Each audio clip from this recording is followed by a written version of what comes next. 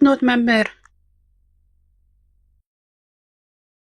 መሻኒ ይሰማል አሁን? እሺ ዲያቆን ክርስቶፎሮስ ቀሲስ የእግዚአብሔር አምላክ ያክብርልን፣ እጅግ አድርገን እንወዶታለን። ዲያቆን ክርስቶፎሮስ እንኳን በሰላም መጡ።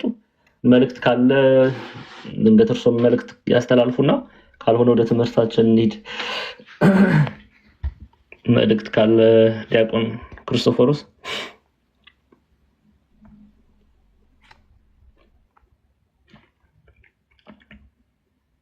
አሉ? ዲያቆን ክርስቶፎሮስ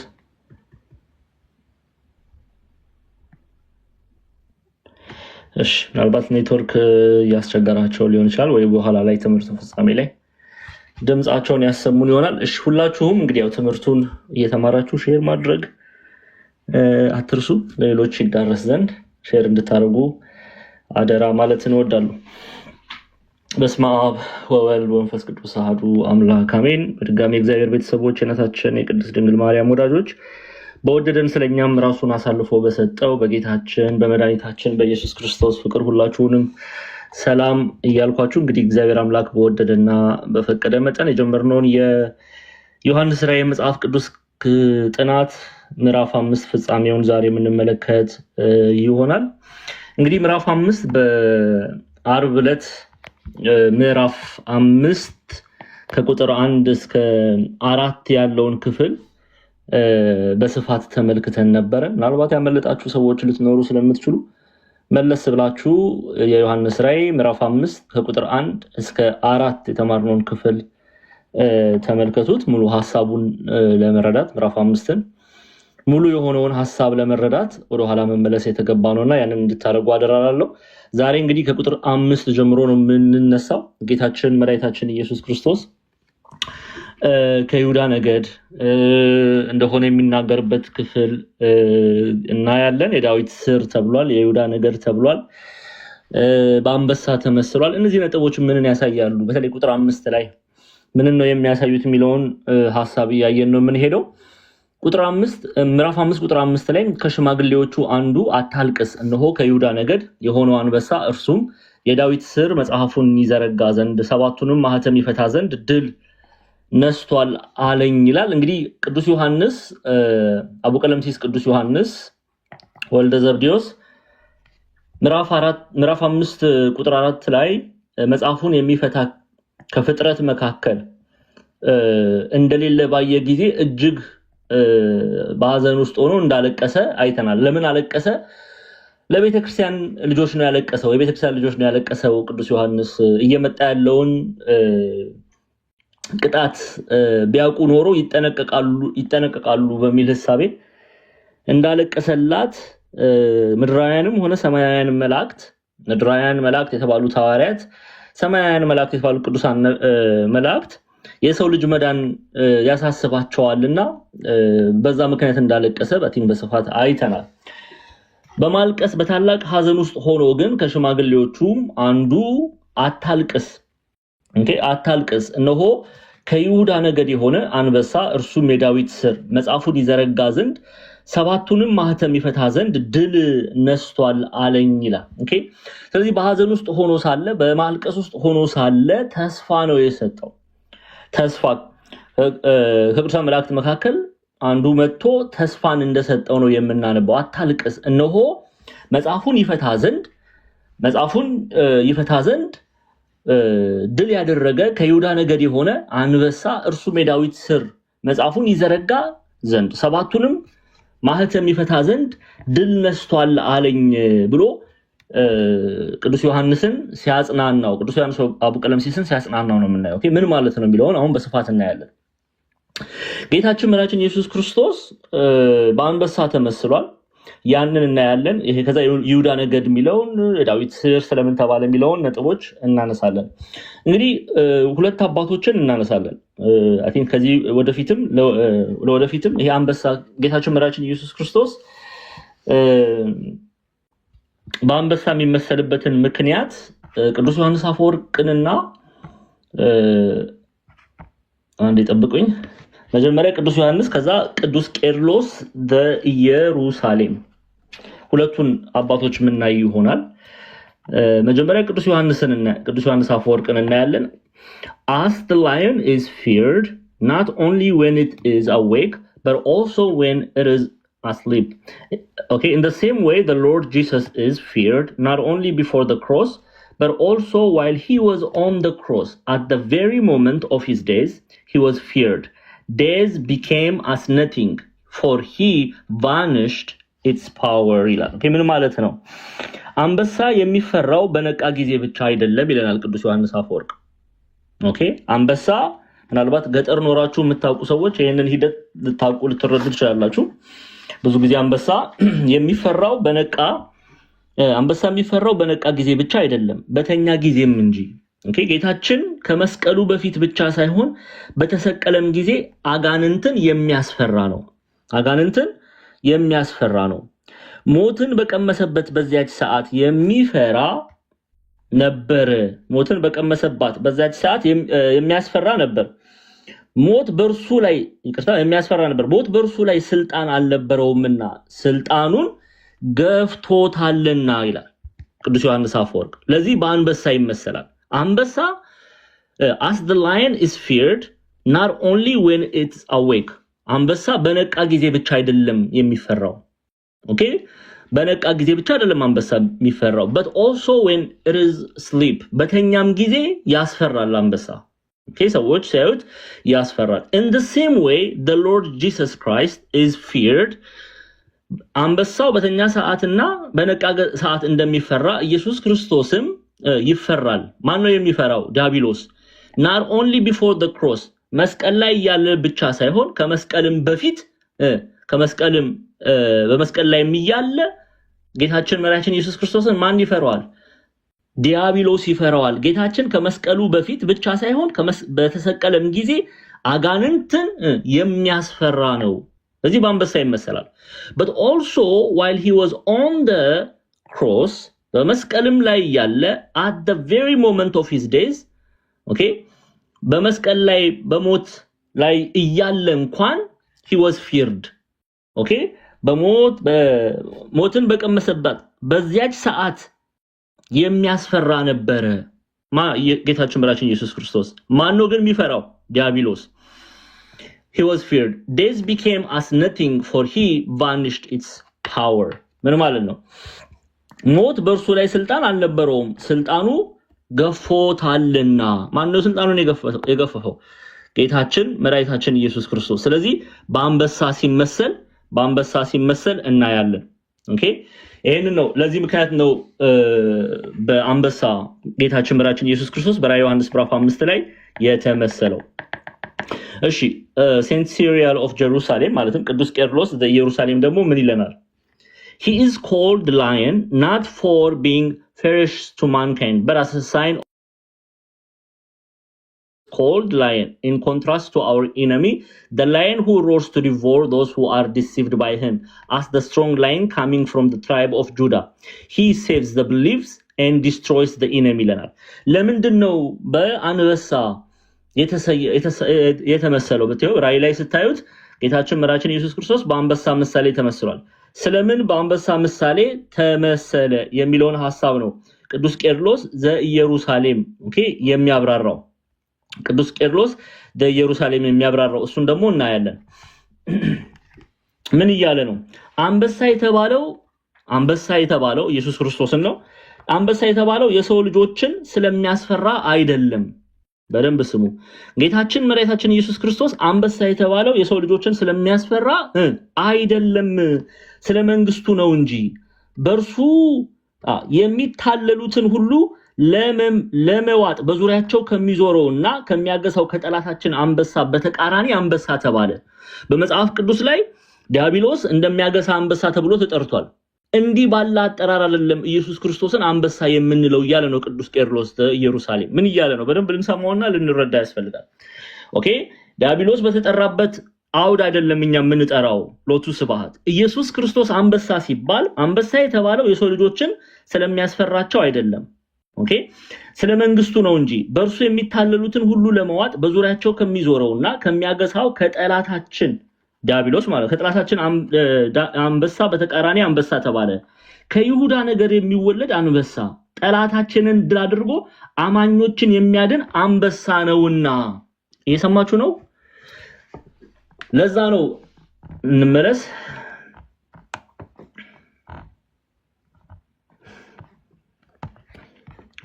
Saint Cyril of Jerusalem, ቅዱስ ቄርሎስ ዘኢየሩሳሌም, he is called lion not for being furious to mankind. Okay? የሰውን ልጅ ስለሚያስፈራ አይደለም አንበሳ የተባለው። but as a sign of his reign, ስለ መንግስቱ ነው። Okay?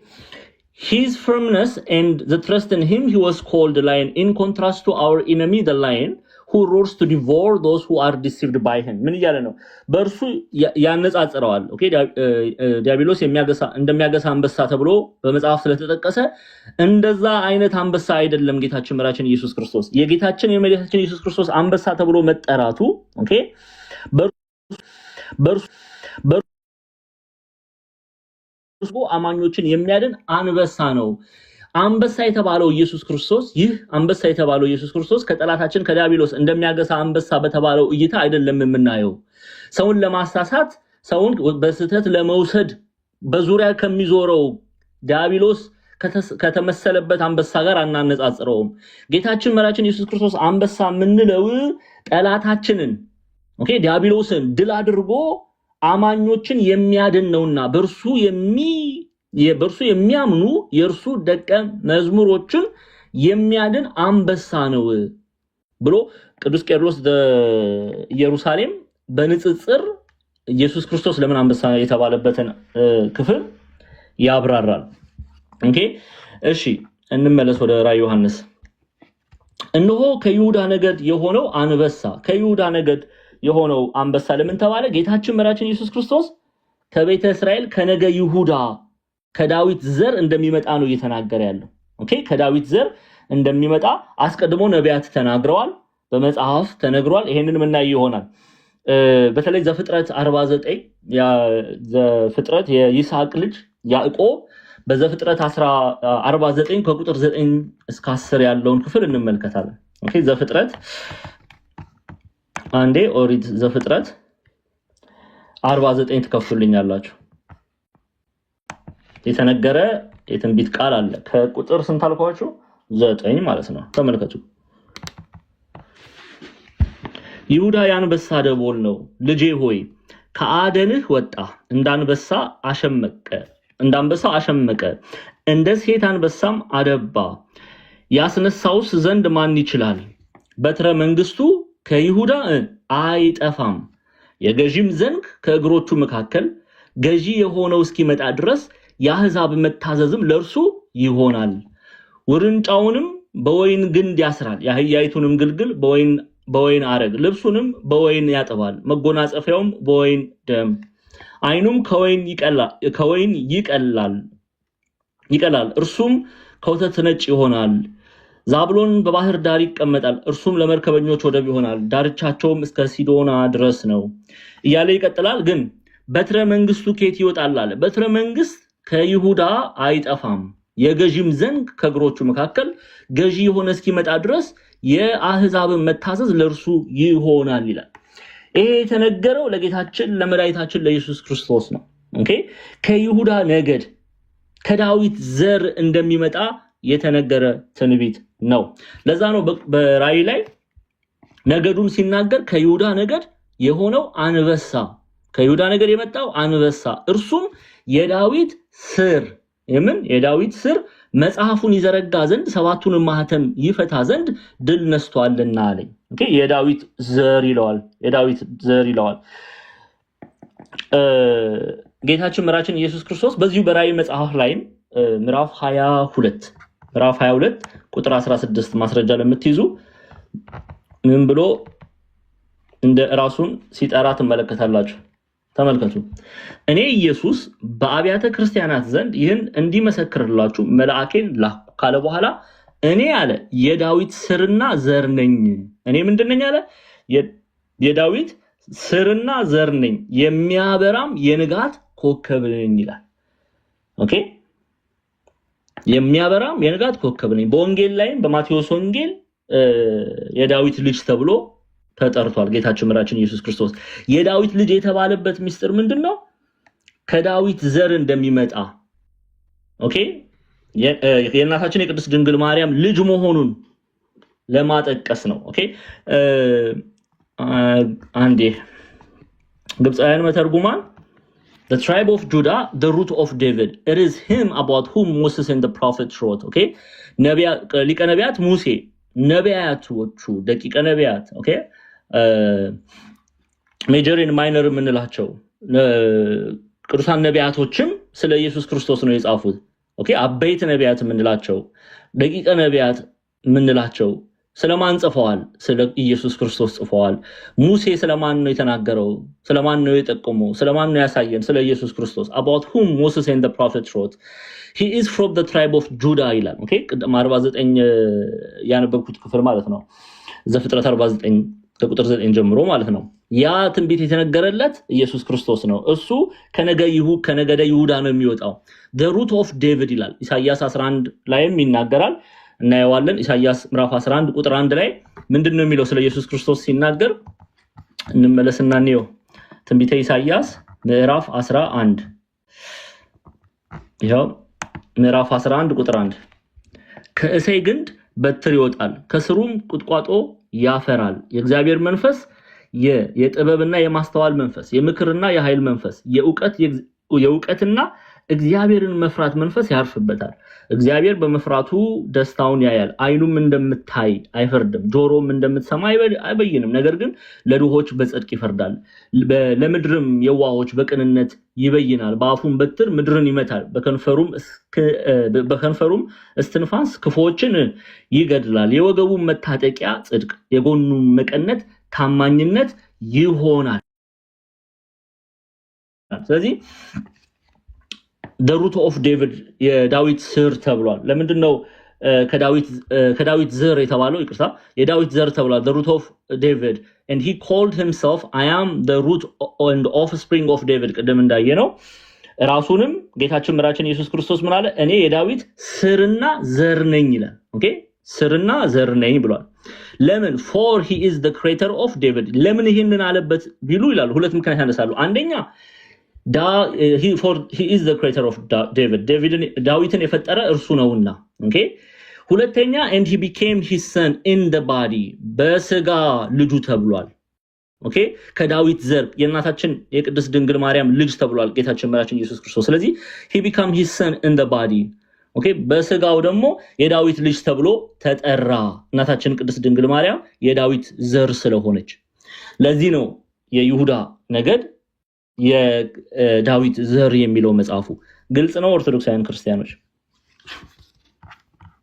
ግልጽ ነው? አዎ በጣም ጥሩ። እንመለስ። ስለዚህ ስለ ሁለት ነገር የዳዊት ዘር ተብሏል። አንደኛ ዳዊትን ፈጥሮታል። ሁለተኛ በስጋው የዳዊት ልጅ የተባለው እናታችን ቅድስት ድንግል ማርያም የዳዊት ዘር ናትና። እሺ እንቀጥልሽ። ኦኬ እርሱም የዳዊት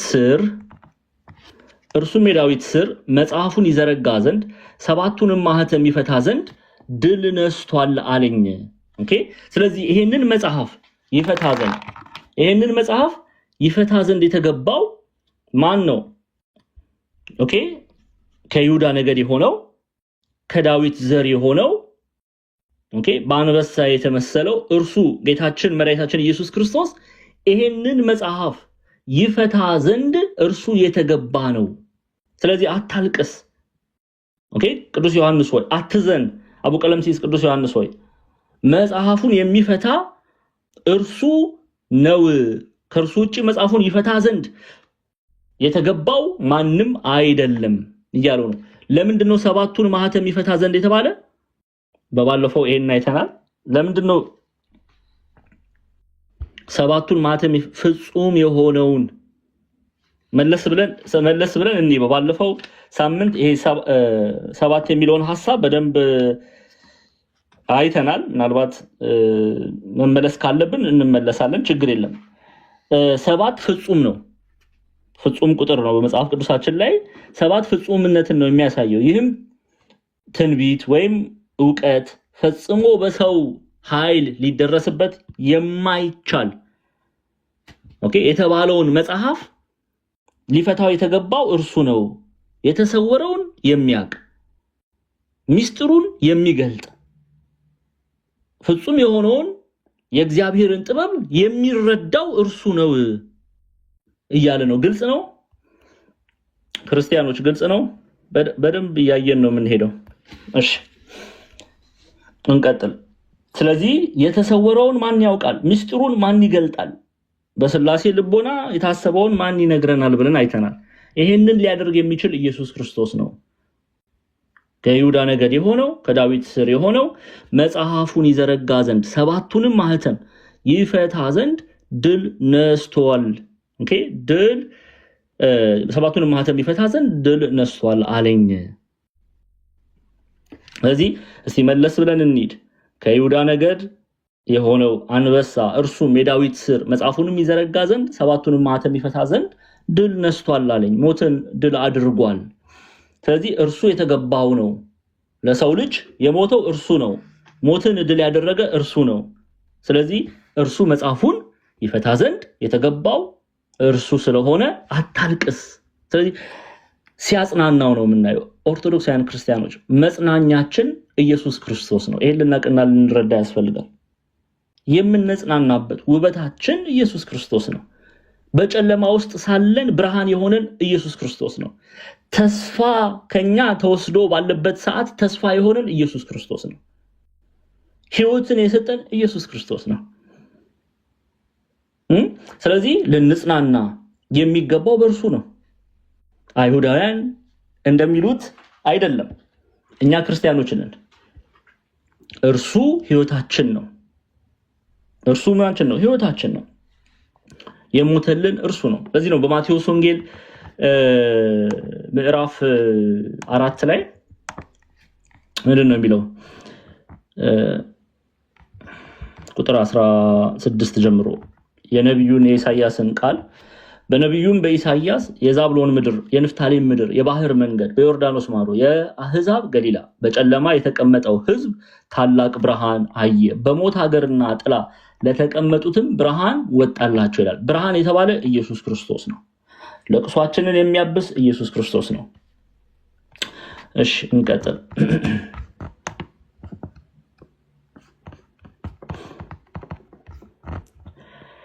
እሺ አሁን ኮሜንት ላይ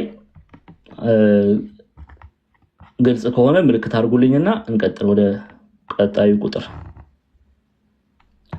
ኢየሱስ ክርስቶስ እሱ ጌታ የነገስታት ንጉስ። እሺ ቁጥር ከዚህ በኋላ ምን ሄደው ወደ ቁጥር 6 ነው። እሺ ከዛ በፊት ግን ግልጽ ነው ሁሉ ነገር። በጣም ጥሩ መልካም። እሺ በዙፋኑና በአራቱ እንስሶች መካከል በሽማግሌዎችም መካከል እንደታረደ በግ ቆሞ አየሁ። 7 ቀንዶች 7 አይኖች ነበሩት። እነርሱም ወደ ምድር ሁሉ የተላኩ የእግዚአብሔር መናፍስት ናቸው። አሁን በአንበሳ ከመሰለው በኋላ ደግሞ በበግ ሲመስለው እናያለን። ኦኬ ጌታችን መራችን ኢየሱስ ክርስቶስ በግ ሚል ቃል በበግ ሲመሰል እናያለን። ለምንድን ነው በዛ እይታ የተመሰለው የሚለውን እናያለን። በዙፋኑና በእግዚአብሔር ዙፋንና በአራቱ እንስሶች የሚላቸው ገጸ ሰው፣ ገጸ አንበሳ፣ ገጸ ንስር እና ገጸ ላም በአራቱ ወንጌል የሚመሰሉት ማቴዎስ፣ ማርቆስ፣ ሉቃስ፣ ዮሐንስ 40 እንስሳ ነው። አራቱ በ40 እንስሶች በዙፋኑና በዙፋን ሚል በእግዚአብሔር ዙፋን በ40 እንስሶች በአራቱ እንስሶች መካከል በሽማግሌዎችም መካከል ቅዱሳን መላእክትን መካከል እንደታረደ በግ ቆሞ አየሁ። እንደታረደ በግ ቆሞ አየሁ። 7 ቀንዶችም 7 አይኖችም ነበሩት። እነርሱም ወደ ምድር ሁሉ የተላኩ የእግዚአብሔር መናፍስት ናቸው ይላል። የእግዚአብሔር መናፍስት ናቸው ይላል። እሺ ለምንድን ነው በበግ የተመሰለው የሚለውን እናያለን። ኦኬ እሺ አንደኛ በግ የሚለውን ቃል በራዕየ ዮሐንስ ላይ በጣም ብዙ ቦታ እናየዋለን። በግ በሚል ቃል ጌታችን መድኃኒታችን ኢየሱስ ክርስቶስ ሲጠራ ለምን በግ አለው የሚለውን ሐሳብ ምናይ ይሆናል። እንግዲህ ባልሳሳት ከ29 እስከ 29 ጊዜ በራዕየ ዮሐንስ ላይ ኢየሱስ ክርስቶስ በግ እየተባለ ተጠርቷል። ቆይ እሺ፣ ዛሬ ላይ የገባችሁ ትምህርቱን ዛሬ የምትከታተሉ ያመለጣችሁን ወደ ኋላ ተመልሳችሁ ተከታተሉ ፕሊዝ። ክፍል 1 ትምህርት ዛሬ ክፍል 1ን አልደግምም፣ አለበለዚያ መጽሐፉን አንጨርስም ማለት ነው። ሪኮርድ አለ፣ መልሳችሁ ስሙ፣ ድገምልን። እኔ ባለፈው ሳምንት አምልጦኛል የምትሉ ሰዎች እንዴት ነው የምንደግመው እንዴ? ስለዚህ ኔክስት ታይምም ሌላ ሰው ሲመጣ የዛሬው ትምህርት ስላመለጠው የዛሬውንም እንድገምለት ፕሊዝ። መለስ ብላችሁ እናንተ ያንን ስሙ።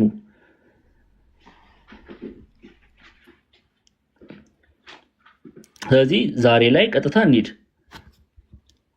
ምዕራፍ ቁጥር 6 ላይ ነው ያለነው። ያመለጣችሁ ምዕራፍ 5ን ግቡና ተማሩ። ኦኬ። እንደታረደ በግ ቆሞ የሚለውን ሐሳብ እንመለከታለን። ኦኬ። መካከል የሚለውን ሐሳብ እንመለከታለን። መካከል ለምን ተባለ? እንደታረደ በግ ለምን ተባለ? የሚሉትን ነጥቦች እናይ ይሆናል። እሺ፣ እንግዲህ በግ ተብሎ ጌታችን መድኃኒታችን ኢየሱስ ክርስቶስ በብዙ ቦታ ተጠርቷል። በራዕየ ዮሐንስ ላይ ብቻ ባልሳሳት ከ29 ጊዜ በላይ ተጠርቷል። አይ ቲንክ 29 ጊዜ ተጠርቷል። በግ በማለት ማለት ነው፣ በግ በሚል አጠራር። ቅድም እንዳያችሁት በአንበሳ ተመስሏል። አሁን ደግሞ በግ ተብሎ ተጠርቷል። ኦኬ፣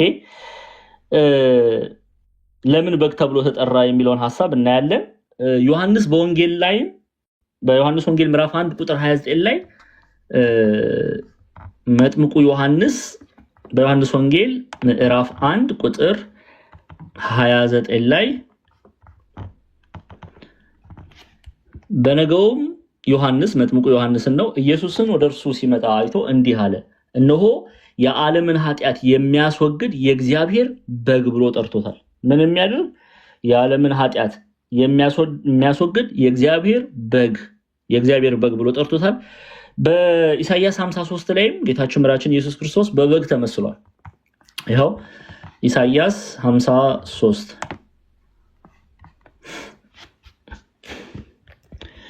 እሺ፣ ሙሉን ሐሳብ እናንተ ብታነቡት ደስ ይለኛል። ቁጥር 7 ላይ ተጨነቀም ተሰቃየም አፉንም አልከፈተም፣ ለመታረድ እንደሚነዳ ጠቦት በሸለቶቹ ፊት ዝም እንደሚል በግ እንዲሁ አፉን ምን አላለም? አልከፈተም ይላል። አፉን ምን አላለም? አልከፈተም። ስለዚህ በግ የሚለውን ቃል ብዙ ቦታ ታያላችሁ። በራዕየ ዮሐንስ ብቻ 29 ጊዜ ባልሳሳት 29 ጊዜ እርግጠኛ አይደለሁም፣ ግን 29 ጊዜ ተጠርቷል። እሺ፣ ግን እንመለስ። ቁጥሩ ችግር የለም። ብዙ ጊዜ መጠራቱን እንድትይዙልኝ እፈልጋለሁ። 29 ጊዜ በራዕየ ዮሐንስ ላይ ማለት ነው በግ የተባለ። ለምንድን ነው በግ የተባለው የሚለውን ሐሳብ እንመልከት። አንድምታ ትርጓሜውን ልክፈትላችሁ። እሺ፣ ቁጥር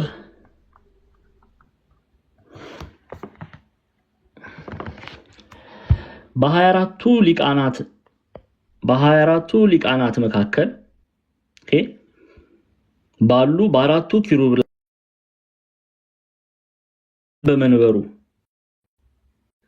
ላይ ጎኑን እንደተወጋ ያለ በግ አየሁ አለ። ጎኑን የተወጋ በግ አየሁ ምን ማለት ነው? ድል ነስቷልና አንበሳ፣ መስዋዕት ሆኗልና በግ አለው። በግ እንደ ሰውነቱ፣ አንበሳ እንደ አምላክነቱ ይላሉ አባቶቻችን። በበግ የመመሰሉ ሚስጥር በ24ቱ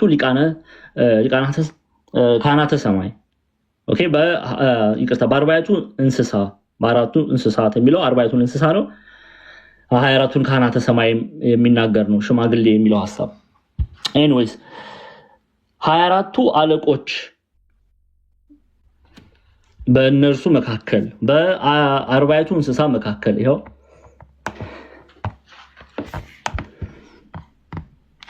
አንዴ ወደ ራዕየ ዮሐንስ ልመለስ አንዴ።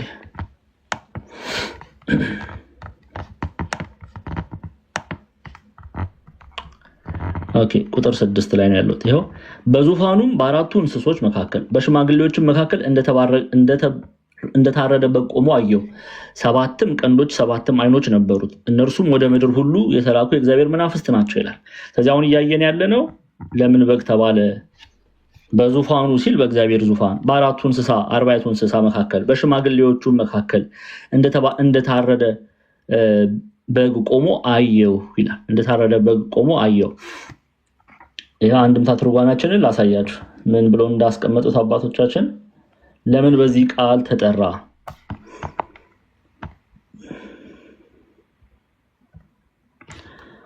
እሺ እስከዛ ታብታብ እያደረጋችሁ ሼር እያደረጋችሁ በግ የሚባሉ ሚስጥር ምንን ያሳያል? ኦኬ በግ የሚባሉ ሚስጥር ምንን ያሳያል?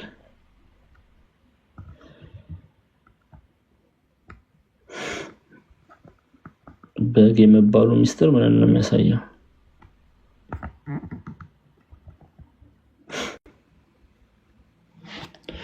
በ24ቱ ሊቃናት መካከል ባሉ በአራቱ ኪሩቤል ላይ ባለ በመንበሩ ላይ ጎኑን እንደተወጋ ያለ በግ አየሁ አለ። ጎኑን የተወጋ በግ አየሁ። ሀተታ በግ መባሉና አንበሳ መባሉን ኢትዮጵያ ሊቃውንት ደግሞ ይላሉ። አንበሳ መስዋዕት ሆኗልና በግ አለው። ኦኬ ድል ነስቷልና አንበሳ፣ ሞትን ድል አድርጓልና አንበሳ፣ ዲያብሎስን ድል አድርጓልና አንበሳ። ቅድም ዮሐንስ አፈወርቅና ቅዱስ ቄርሎስ ለኢየሩሳሌም በተናገሩት አውድ ነው ኢትዮጵያ ሊቃውንትም የሚፈቱት።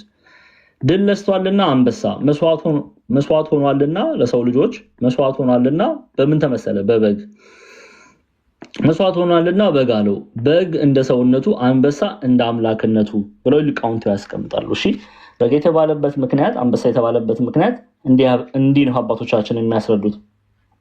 ኦኬ እሺ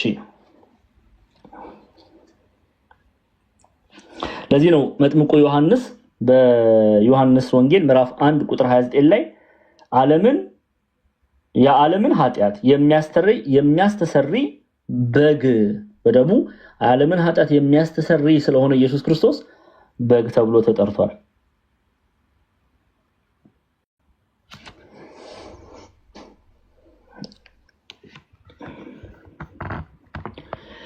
እሺ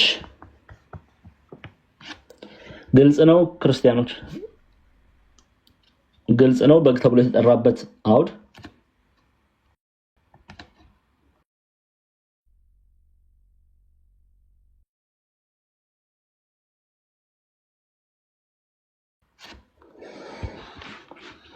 ግልጽ ነው አይደለ? እሺ ችግር የለም። እኔ ነገር መደጋገመው ትምህርት ነው፣ እዚህ ለሌላ ጉዳይ አይደለም። ትምህርት እስከሆነ ድረስ በደንብ እንድትረዱልኝ ነው የምፈልገው። በደንብ እንድትረዱልኝ ነው የምፈልገው። እሺ ቪክቶራኒየስ፣ ሊቁ ቪክቶራኒየስ ኦኬ፣ እሳቸውም የሚናገሩት ሐሳብ ምንም ልዩነት የለውም ከኢትዮጵያ ሊቃውንት ጋር ምንም ልዩነት የለውም። እሳቸውም ሞትን ድል ነስቷልና አንበሳ አለው፣ ደግሞም ለሰው ልጅ ሲል ታርዷልና የታረደ በግ። ለምትጽፉ ሰዎች ነው ይሄንን ኦኬ ሪኮርድ ለምታደርጉ ለምትጽፉ ምንድነው የሚሉት? ሞትን ድል ነስቷልና አንበሳ አለው፣ ሞትን ድል ነስቷልና አንበሳ አለው፣ ደግሞም ለሰው ልጅ ሲል ታርዷል የታረደ በግ ሲል ገለጠው ይላሉ ሊቁ ቪክቶሪያኒስ ኦኬ።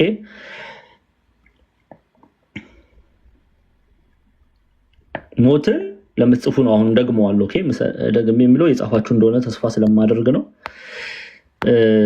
የጻፋችሁ ስለሆነ ተስፋ ስለማደርግ ነው የምደጋገመው። ሞትን ድል ነስቷልና አንበሳ አለው፣ ደግሞ ለሰው ልጅ ሲል ታርዷልና የታረደ በግ እያለ ይገልጠዋል። የታረደ በግ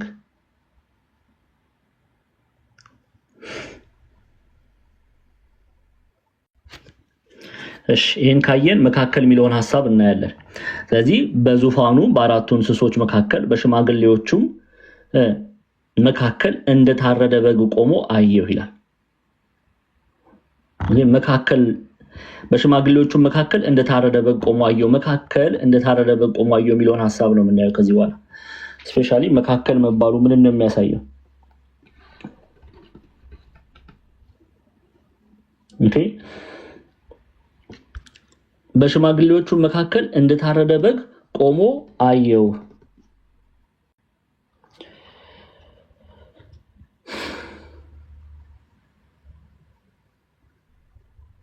ይሄ የሚያሳየው በሽማግሌዎቹ መካከል እንደታረደ በግ ቆሞ አየው ማለቱን የሚያሳየው ዘላለማዊ አምላክ የመሆኑ ሚስጥር መገለጽ ነው።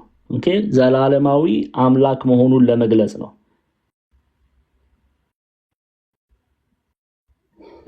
ምን እያሉ ነው አባቶቻችን? ከስጋው በፊት ሰው ከመሆኑ በፊት ኦኬ ለወልድ የነበረው ክብር ከስጋዌው በኋላም አልጎደለበትም። በተመሳሳይ ክብር ነው የተገለጠው።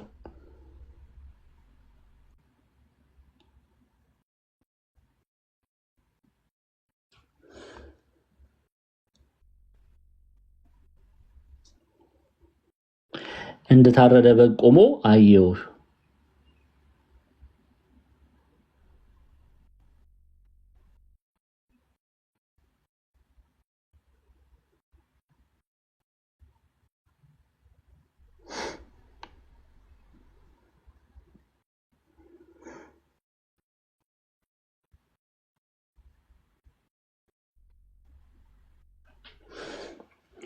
እሺ መካከል እንደታረደ በግ ቆሞ አየው።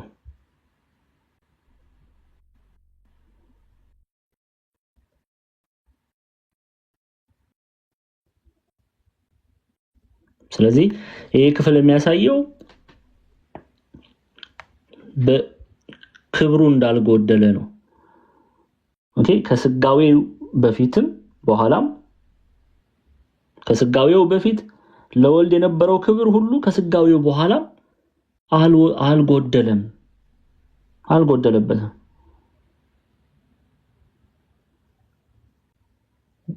እንደታረደ በግ ቆሞ አየሁ የሚለው ሐሳብ ቢሞት እንኳን ሞትን ድል አድርጎ ተነስቷል።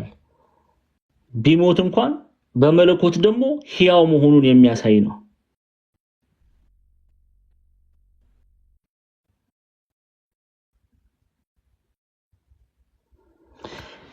እሺ እንደታረደ በግ ቆሞ አየሁ ይላል። እሺ መካከልና መቆሙ ይሄንን ነው የሚያሳየው። ሰባቱም ቀንዶችና ሰባት አይኖች ነበሩት። ስንት? ሰባት ቀንዶችና ሰባት አይኖች ነበሩት። እነርሱም ወደ ምድር ሁሉ የተላኩ የእግዚአብሔር መናፍስት ናቸው ይላል። እሺ አንዴ እሱን እንይ።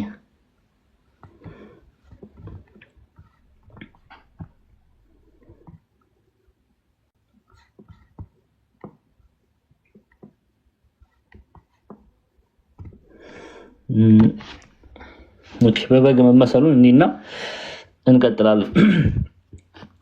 ሰባት ቀንዶች የተባሉት ምንድናቸው የሚለውን እንጀምር። ከሰባት ቀንድ እንደምታዩት እዚህ በስዕሉ ላይ ስንት ቀንድ ነው ያለው? 1 2 3 4 5 6 7 ሰባት ምንን ነው የሚያሳየው ብያቸዋለሁ? ፍጹም አይደለ? ፍጹም ቁጥር ነው ሰባት። ሪመምበር ዳት መጀመሪያ ራዕየ ዮሐንስ መግቢያ ላይ በብዙ አይተናል። ፍጹም ቁጥርም ሰባት የሚያሳየው ምንድነው? ፍጹምነትን የሚያሳይ ነው።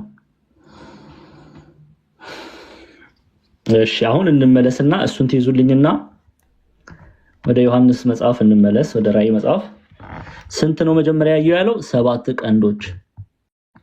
ሰባት ቀንዶች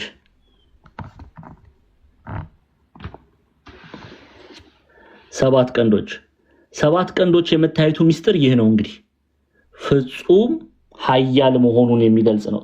ቀንድ ኃይልን ነው የሚናገረው። መጽሐፍ ቅዱስ አስረጅ ሰጣቸዋለሁ። ሰባት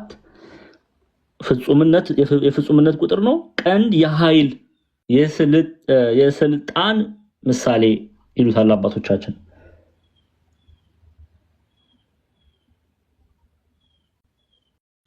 ስልጣንን ነው የሚናገረው።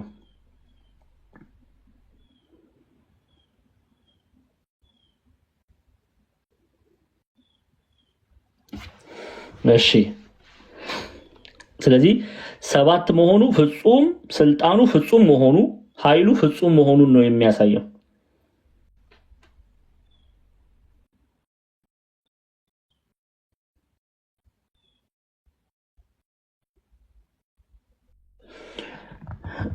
እንደ አንድ ትርጓሜያችንን እንመለከታለን።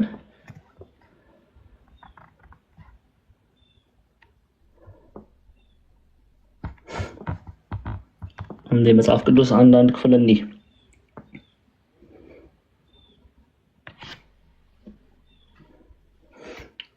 እሺ መጽሐፍ ቅዱስ አስረጅ ልስጣችሁ።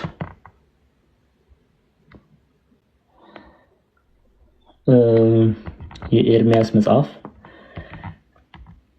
ትንቢተ ኤርሚያስ ምዕራፍ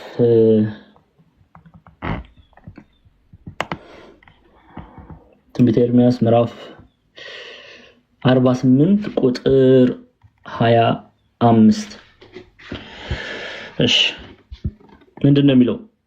የሞዓብ ቀንድ ተቆረጠ ክንዱም ተሰበረ ይላል እግዚአብሔር ይላል።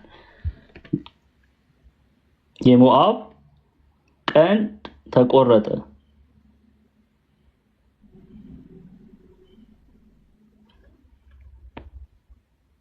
የሞዓብ ቀንድ ተቆረጠ ክንዱም ተሰበረ ይላል። ምን እያለን ነው? ኃይሉ ተሰበረ እያለን ነው። ስልጣኑ ተሰበረ እያለን ነው። ጉልበቱ ተሰበረ እያለን ነው። የሞዓብ ቀንድ ተቆረጠ ክንዱም ተሰበረ። ስለዚህ ቀንድ ምንን ያሳያል ብያችኋለሁ? ኃይልን ያሳያል፣ ስልጣንን ያሳያል። ኃይልን ያሳያል፣ ስልጣንን ያሳያል።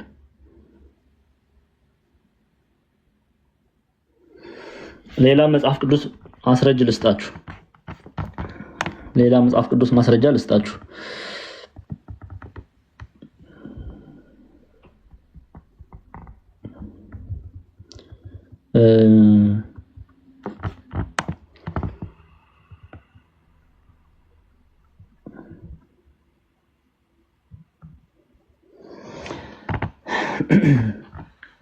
ዳንኤል ትከፍቱልኛላችሁ። የዳንኤልን መጽሐፍ ትንቢተ ዳንኤል እንመለከታለን።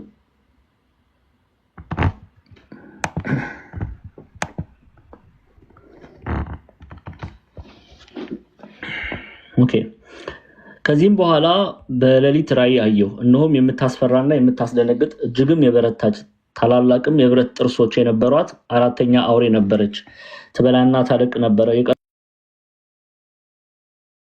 ከነበሩት አራዊት ሁሉ የተለየች ነበረች። 10 ቀንዶችም ነበሯት። ቀንዶቹንም ተመለከትኩ፣ እነሆም በመካከላቸው ሌላ ትንሽ ቀንድ ወጣ። በፊቱም ከቀደሙት ቀንዶች 3 ተነቃቀሉ። እነሆ በዚያ ቀንድ እንደ ሰው አይኖች የነበሩ አይኖች በትዕቢትም የሚናገር አፍ ነበሩት።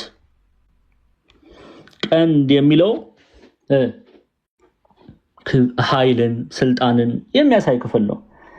ተሰበረ ሲል ስልጣኑ ተወደቀ፣ ኃይሉ ክንዱ ተመታ። ስለዚህ መጽሐፍ ቅዱስ ላይ ቀንድ ከብዙ ጊዜ ከስልጣን ጋር ከነገስታት ጋር ከኃይል ጋር ሲቀመጥ እናየዋለን ማለት ነው። ስለዚህ እንደዚህ ነው የምናየው። አንድ የመጨረሻ የሳሙኤል መጽሐፍን እንይና ከዛ እንቀጥላለን። አይ ቲንክ በቂ ነው። በቂ ማስረጃ ማየት እንችላለን። እሺ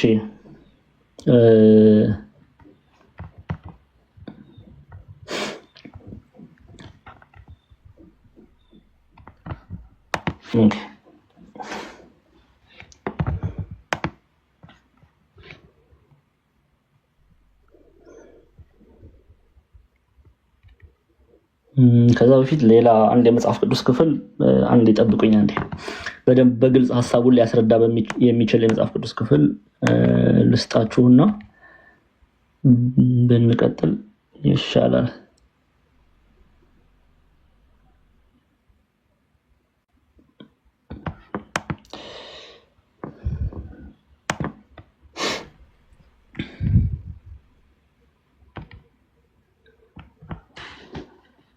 እሺ ይኸው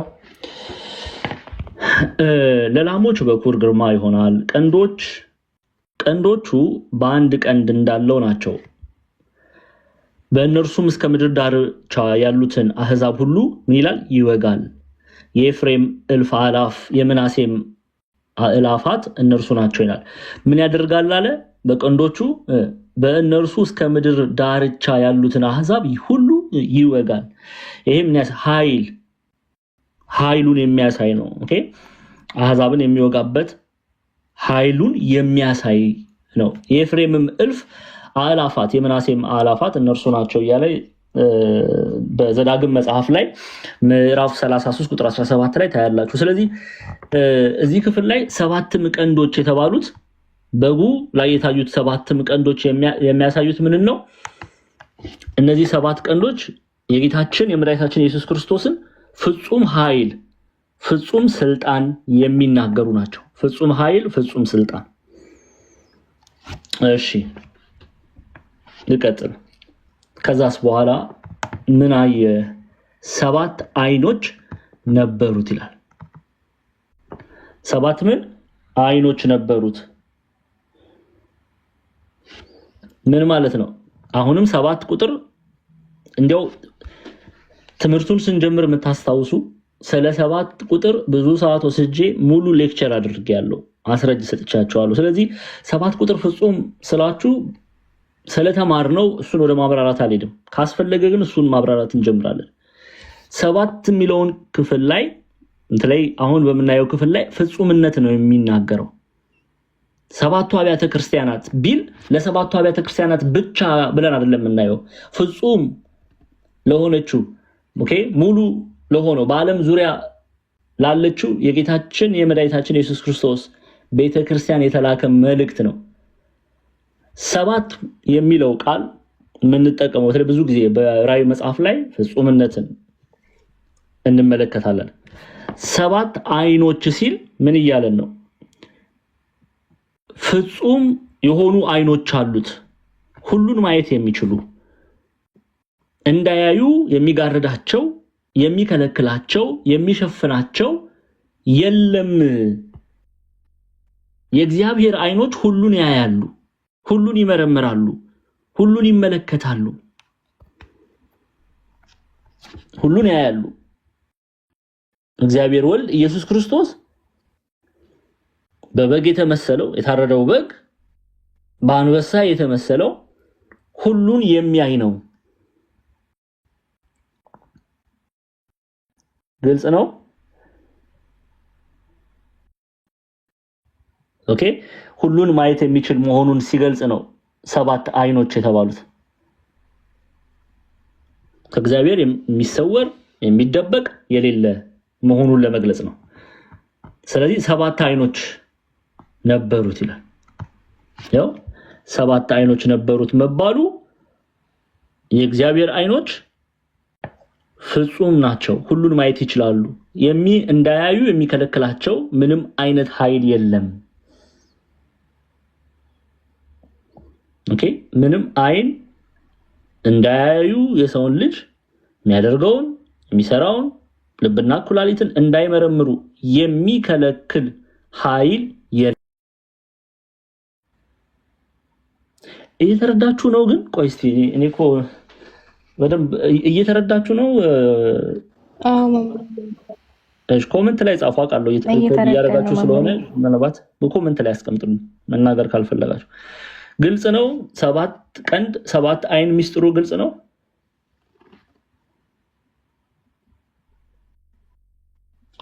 እሺ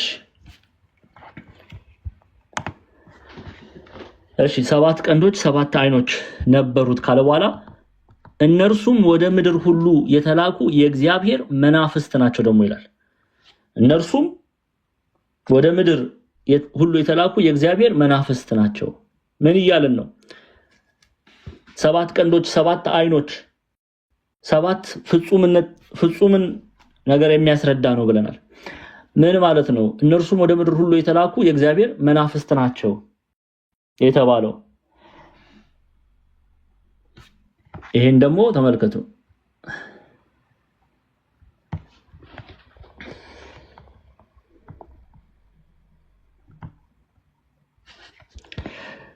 ሰባት አቅንት 7 አይኖች አሉት። 7 ቀንዶች 7 አይኖች አሉት። ይሄውም ስራውን በምላት የሚሰራ የእግዚአብሔር ሕይወቱ መንፈስ ቅዱስ ነው። መንፈስ ቅዱስ ነው ይላሉ አባቶቻችን። ኦኬ እግዚአብሔር አምላክ አሁን በደንብ አድርጋችሁ ስሙኝ። የእግዚአብሔር ስራ በዚህ ዓለም በዚህች በምንኖርባት ዓለም የሚሰራው በግብረ መንፈስ ቅዱስ ነው። በመንፈስ ቅዱስ ግብር ነው። ስለዚህ አባቶቻችን ይላሉ ዓለምን ለማንጻት፣ ለመገሰጽ፣ ለማነጽ፣ ለማጽናት መንፈስ ቅዱስ ይጎበኘናል፣ ያድርብናል። ስለዚህ ምን አለ? እነርሱም ወደ ምድር ሁሉ የተላኩ የእግዚአብሔር መናፍስት ናቸው ሲል መናፍስት ናቸው ማለት ነው። ፍጹም የሆነውን መንፈስ ቅዱስ እየተናገረ ነው ያለው። የእግዚአብሔር ስራ የሚሰራው በዚህ ዓለም የሚሰራው በግብረ መንፈስ ቅዱስ መሆኑን ሲገልጽ ነው። የእግዚአብሔር መናፍስት የሚለው መንፈስ ቅዱስ ሙሉ የሆነውን አሉ ሊቃውንቱ። ተመልከቱ። ይኸውም ስራውን ማለትም እግዚአብሔር ይኸውም ስራውን በምላት የሚሰራ የእግዚአብሔር ሕይወቱ መንፈስ ቅዱስ ነው። መንፈስ ቅዱስ ነው።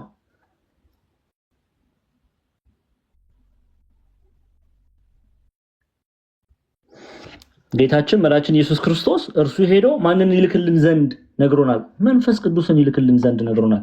በዮሐንስ ወንጌል በተለይ ምዕራፍ 14 ስትመለከቱ አንዴ ዮሐንስ ወንጌል ምዕራፍ 14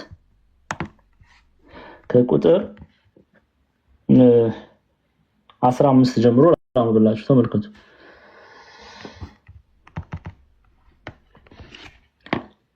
ብትወዱኝ ትእዛዜን ጠብቁ፣ እኔም አብን እለምናለሁ ለዘላለም ከእናንተ ጋር እንዲኖር ሌላ አጽናኝ ይሰጣቸዋል። እርሱም ዓለም የማያየውና የማያውቀው ስለሆነ ሊቀበለው የማይቻለው የእውነት መንፈስ ነው።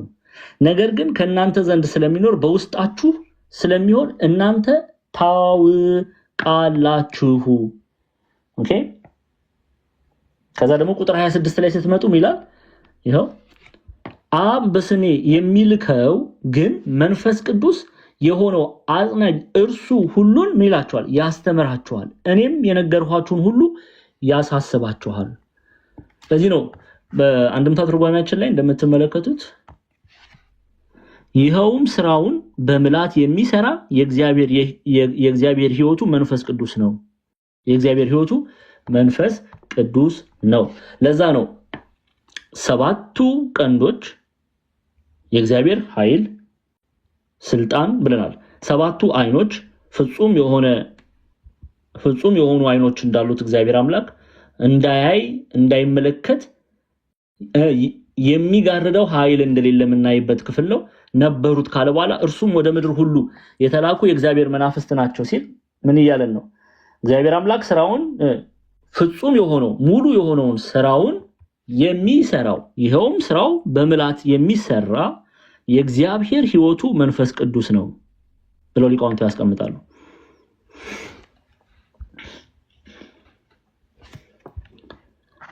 እሺ ቁጥር 7 ላይ ነው ያለው። እሺ መጥቶም በዙፋኑ ላይ ከተቀመጠ ከዚያ ከቀኝ እጁ መጽሐፉን ወሰደው ይላል። መጥቶም በዙፋኑ ላይ ከተቀመጠ ከዚያ ከቀኝ እጁ መጽሐፉን ወሰደው። ኦኬ። ቀኝ መባሉ ስልጣንን እንደሚያሳይ፣ ኃይልን እንደሚያሳይ፣ ክብርን እንደሚያሳይ በተለይ በክፍል 1 ትምህርታችን ላይ አይተናል። መጥቶም በዙፋኑ ላይ ከተቀመጠው ከዚያ ከቀኝ እጁ መጽሐፉን ወሰደው ማለቱ ምን ማለት ነው? ያው ምን ማለት ነው? አንዴ ትርጓሜያችንን እንመልከት ግልጽ ስለሆነ በመንበሩ ላይ ተቀምጦ ካለ ከሱ አንድም በጌትነት ካለ ከሱ ከቀኝ እጁ ተቀበላት፣ ምስጢር ምጽአት አወቃት፣ መረመራት፣ ገንዘብ አደረጋት። ኦኬ። ተቀበለ፣ አወቀ፣ መረመረ፣ ገንዘብ አደረገ ተብሎ ነው የሚተረጎመው። በመንበሩ ላይ ተቀምጦ ካለ ከሱ አንድም በጌትነት ካለ ከሱ በቀኝ እጁ ተቀበላት፣ ምስጢር ምጽአት አወቃት፣ መረመራት፣ ገንዘብ አደረጋት። ተቀበላት የሚለው ሐሳብ ገንዘብ አደረጋት፣ ምስጢር አደረጋት፣ አወቃት ብለው ይተረጉሙታል መተርጉማን።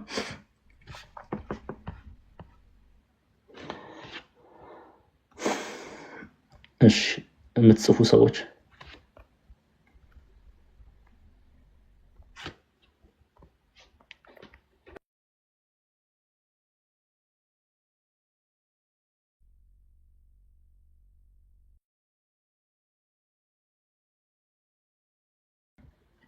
እሺ እንቀጥል። ግልጽ ስለሆነ ቁጥር 7 ወደ ቁጥር 8 ብንሄድ መልካም ነው። መጽሐፉንም በወሰደ ጊዜ አራቱ እንስሶች 24ቱ ሽማግሌዎች በበጉ ፊት ወደቁ።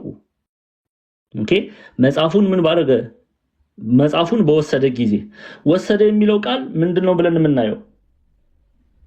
ገንዘብ አደረገው ብለን ነው የምናየው። የራሱ አደረገው ብለን ነው የምናየው። መጽሐፉን ቅድም እንዳየነው በትርጓሜ ላይ ምስጢር ምጽአት አወቃት፣ መረመራት፣ ገንዘብ አደረጋት ብለን ነው። ያችን መጽሐፍ በተቀበለ ጊዜ ምስጢረ ምጽአት ባወቃት፣ በመረመራት፣ ገንዘብ ባደረጋት ጊዜ ኦኬ 24ቱ ይሄው መጽሐፉን በወሰደ ጊዜ አራቱ እንስሶችና አራቱ እንስሶች የሚለው አርባይቱ እንስሳ ነው። ገጸ ሰው፣ ገጸ ንስር፣ ገጸ አንበሳ፣ ገጸ ላም በወሰደ ጊዜ አራቱ እንስሶችና 24ቱ ሽማግሌዎች ኦኬ 24ቱ ካህናተ ሰማይ በበጉ ፊት ወደቁ። በጉ የተባለ ማን ነው? ኢየሱስ ክርስቶስ እግዚአብሔር። በእርሱ ፊት ወደቁ። ለምን? መጽሐፉን ያውቅ ዘንድ ገንዘብ ያደርግ ዘንድ ለእርሱ ተሰጥቷልና። ኦኬ በበጉ ፊት ወደቁ። መጽሐፉንም በወሰደ ጊዜ አራቱ እንስሶች 24ቱን ሽማግሌዎች በበጉ ፊት ወደቁ። ቅዱሳን መላእክት ለጌታችን ለመድኃኒታችን ለኢየሱስ ክርስቶስ በእርሱ ፊት ወደቁ፣ ክብርን ሰጡ። እያንዳንዳቸውም በገናንና የቅዱሳንን ጸሎት የሆነ ዕጣን የሞላበት የወርቅ ዕቃ ያዙ ይላል። እሺ ቁጥር 8ን እንይ አንዴ።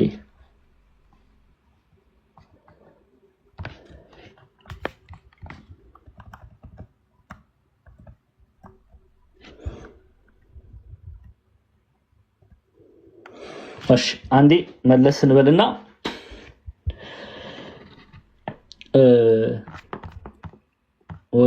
በጉ ላይ የታዩት ቀንዶች፣ አይኖች ደግመን እነሱን አይተን እንቀጥላለን ማለት ነው። ግብፃውያን መተርጉማን having 7 horns ወይም 7 ቀንዶች የተባሉ ምንድናቸው? the horns point to power የእግዚአብሔርን ኃይል የሚናገር ስልጣንን የሚናገር ነው። and the 7 is the sign of fullness of power okay የኃይሉን ፍጹምነት የምናይበት ነው። ግልጽ ነው አይደለ? የኃይሉን ፍጹምነት የምናይበት ነው። having 7 eyes which are the 7 spirits of God sent to all the earth which is having the Holy Spirit his spirit which he sent to the church to guide her መንፈስ ቅዱስን የሚናገር ክፍል ነው። ቅድም እንዳየነው እግዚአብሔር አምላክ ወደዚህ ምድር መንፈስ ቅዱስን ልኮ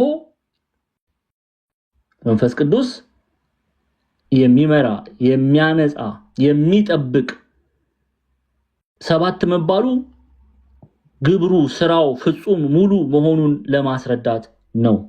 እነዚህ ነጥቦች ልናቅ ያስፈልጋል። ከዛ እንቀጥል።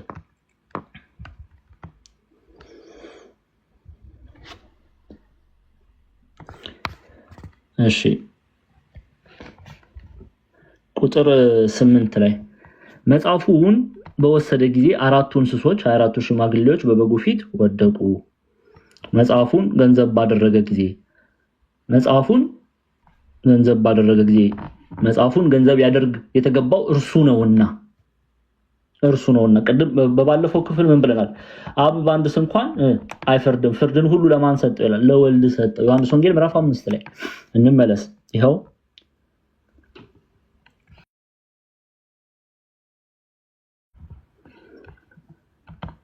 ዮሐንስ ወንጌል ምዕራፍ 5 ነው። እሺ ቁጥር 23 22 23 አብራችሁ አንብቡት። ሰዎች ሁሉ አብን እንደሚያከብሩት ወልድን ያከብሩ ዘንድ ፍርድን ሁሉ ለወልድ ሰጠው እንጂ አብ በአንድ ሰው ስም እንኳን አይፈርድም። ወልድን የማያከብር የላከውን አብን አያከብርም። ኦኬ። ስለዚህ ይሄንን መጽሐፍ ገንዘቡ ያደርግ ዘንድ ይሄንን መጽሐፍ የማወቅ ይሄንን መጽሐፍ ገንዘብ የማድረግ የራሱ የማድረግ ኦኬ የተገባው ማን ነው? ኢየሱስ ክርስቶስ ነው። ጌታችን መድኃኒታችን ኢየሱስ ክርስቶስ በግ የተባለው ለኔና ለናንተ መስዋዕት ሆኗልና ለእርሱ ነው የተገባው። ስለዚህ ያችን መጽሐፍ በተቀበላት ጊዜ ምስጢረ ምጽአትን ባወቃት በመረመራት ገንዘብ ባደረጋት ጊዜ 24ቱ ሊቃናት ኦኬ አራቱ ኪሩቤልም ሰገዱለት። የአምልኮ ስግደት ሰገዱለት፣ የክብር ስግደት ሰገዱለት። ኦኬ ሰገዱለት ይላል ትርጓሜው። ራእይ ላይ በበጉ ፊት ወደቁ። መውደቅ ስግደትን ነው የሚያሳየው። ኦኬ ሰገዱለት። ቅዱሳን መላእክት ተንበረከኩለት። ለማን? ለጌታችን ለመድኃኒታችን ለኢየሱስ ክርስቶስ። ምን ብለው ነው የሰገዱለት? ምን ብለው ነው የተንበረከኩለት? በኋላ ላይ የምናየው ክፍል ይሆናል ማለት ነው። ቁጥር 13 ላይ ስንደርስ ከዛ እያንዳንዳቸውም በገናንና የቅዱሳን ጸሎት የሆነ ዕጣን የሞላበት የወርቅ ዕቃ ያዙ። ኦኬ ምስጋናን ሊያቀርቡ ነው። አሁን በሰማይ ያሉ ቅዱሳን መላእክት ለማን ነው ምስጋናን የሚያቀርቡት? ለማን ነው አምልኮን የሚያቀርቡት? ለኢየሱስ ክርስቶስ። ስለዚህ 24ቱ ሊቃናት አራቱ ኪሩቤልም ሰገዱለት። ጽዋ መሰንቆ አንድ ወገን፣ ዕጣን መዝሙር አንድ ወገን፣ ጽሩይ ምስጋና የሚያመሰግኑበት አንደበት በተፈጥሮ ገንዘብ አድርገዋል። ይኸውም ቅዱሳን የሚያመሰግኑት ምስጋና ነው። ምስጋና ሊያቀርቡለት ነው። በገና ዕጣን አነሱ የሚለው እነዚህ እግዚአብሔርን የምናመሰግንባቸው ስለሆነ በገናና ዕጣንን አነሱ። ተመልሰን እንየው። እያንዳንዳቸው በገናንና የቅዱሳን ጸሎት የሆነ ዕጣን የሞላበት የወርቅ ዕቃ ያዙ። ይሄ ደግሞ ለእግዚአብሔር የሚቀርብ መስዋዕት ነው። ኦኬ ለእግዚአብሔር የሚቀርብ መስዋዕት ነው። መዝሙር 141 መዝሙር 140 በቅንፍ 41 ከቁጥር 2 ላይ አንዴ እንክፈትና መዝሙረ ዳዊት 141 ከቁጥር 2 ያው ምን ይላል? አቤቱ ወደ አንተ ጮህ ስማኝ፣ ወደ አንተ ስጮህም የልመናዬን ቃል አድምጥ፣ ጸሎቴንም በፊት እንደ ዕጣን ተቀበልልኝ፣ እጅ መንሳቴም እንደ ሰርክ መስዋዕት ትሁን። ስለዚህ ለምንድን ነው በገናና ዕጣን ያነሱት? ምስጋናችንን ተቀበል፣ መስዋዕታችንን ተቀበል፣ ያንደበት መስዋዕታችንን ተቀበል ሲሉ ምን አደረጉ?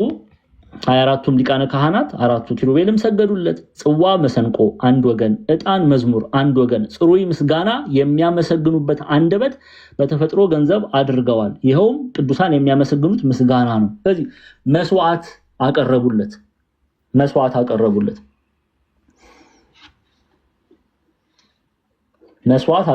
ንጹህ የሆነውን በእግዚአብሔር ዘንድ የተወደደው መስዋዕት ምንድነው? ምስጋና።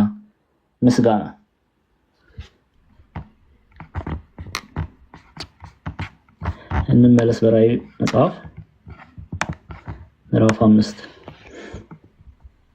ስለዚህ መጽሐፉንም በወሰዱ ጊዜ አራቱ እንስሶች 24ቱ ሽማግሌዎች በበጉ ፊት ወደቁ።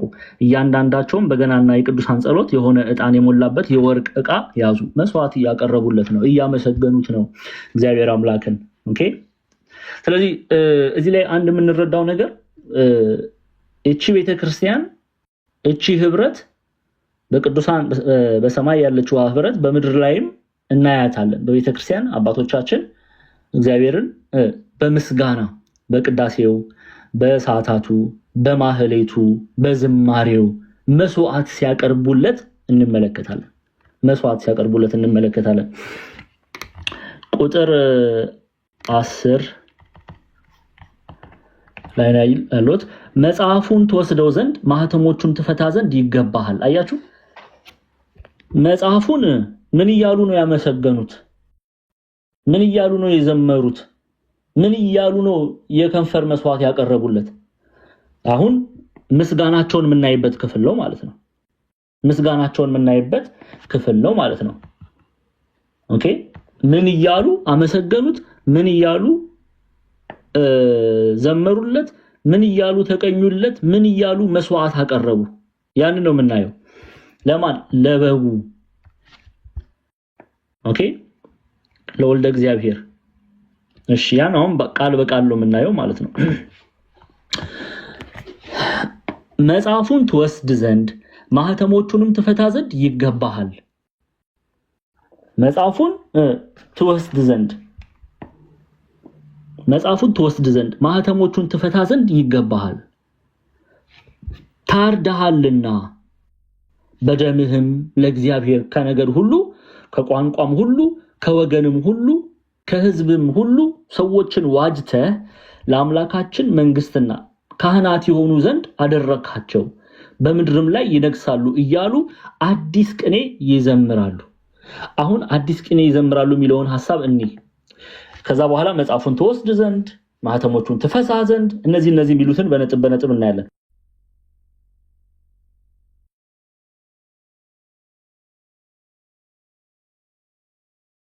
እሺ፣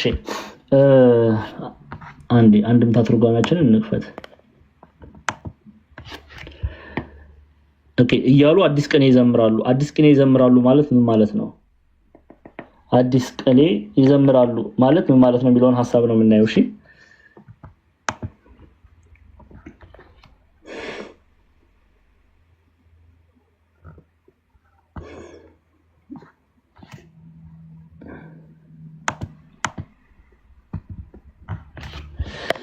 አዲስ ቅኔ መባሉ መጀመሪያ አንድምታ ትርጓሜውን እንይና እኔ ያብራራላችኋለሁ፣ ችግር የለም። በእንግዳ ምስጋና ለምትጽፉ ሰዎች አዲስ ቅኔ የተባለችው ምንድናት? የሚለውን ሐሳብ ነው መጀመሪያ የምናየው።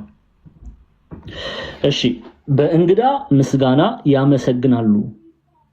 ኦኬ፣ በእንግዳ ምስጋና ያመሰግናሉ። አምላክ ሰው ሆነ፣ ሰው አምላክ ሆነ እያሉ ጻፉት።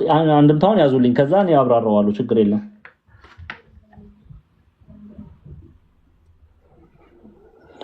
አዲስ ምስጋና ማለት በእንግዳ ምስጋና ያመሰግናሉ። አምላክ ሰው ሆነ፣ ሰው አምላክ ሆነ እያሉ አዲስ ምስጋና የተባለው አዲስ ለሆነ ነገር የሚቀርብ ምስጋና ይላሉ መምህራን። አዲስ ለሆነ ነገር የሚቀርብ ምስጋና። ይሄ አዲስ የሆነው ነገር ምንድነው? አምላክ ሰው አምላክ። ይሄ እንግዳ የሆነ ምስጋና ነው። ይሄ አዲስ የሆነ ምስጋና ነው። አዲስ የሆነ ነገር ነው። ኦኬ፣ እግዚአብሔር አምላክ ለፍጥረቱ ያደረገው አዲስ የሆነ ነገር ፍጹም የሆነ ፍቅር ነው። ይሄ ፍቅር ምንድነው?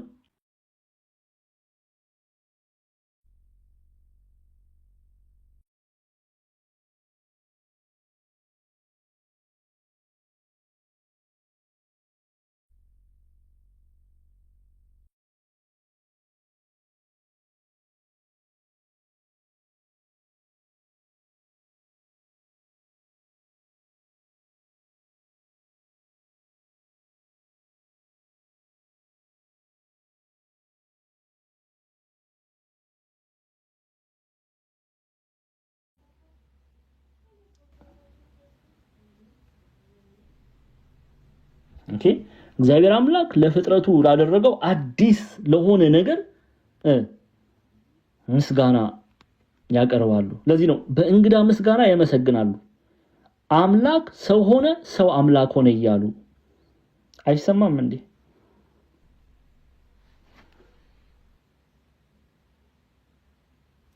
ግልጽ ነው አይደለ? ይሰማል አይሰማም? እሺ ሄሉዬ ይሰማል አይደል?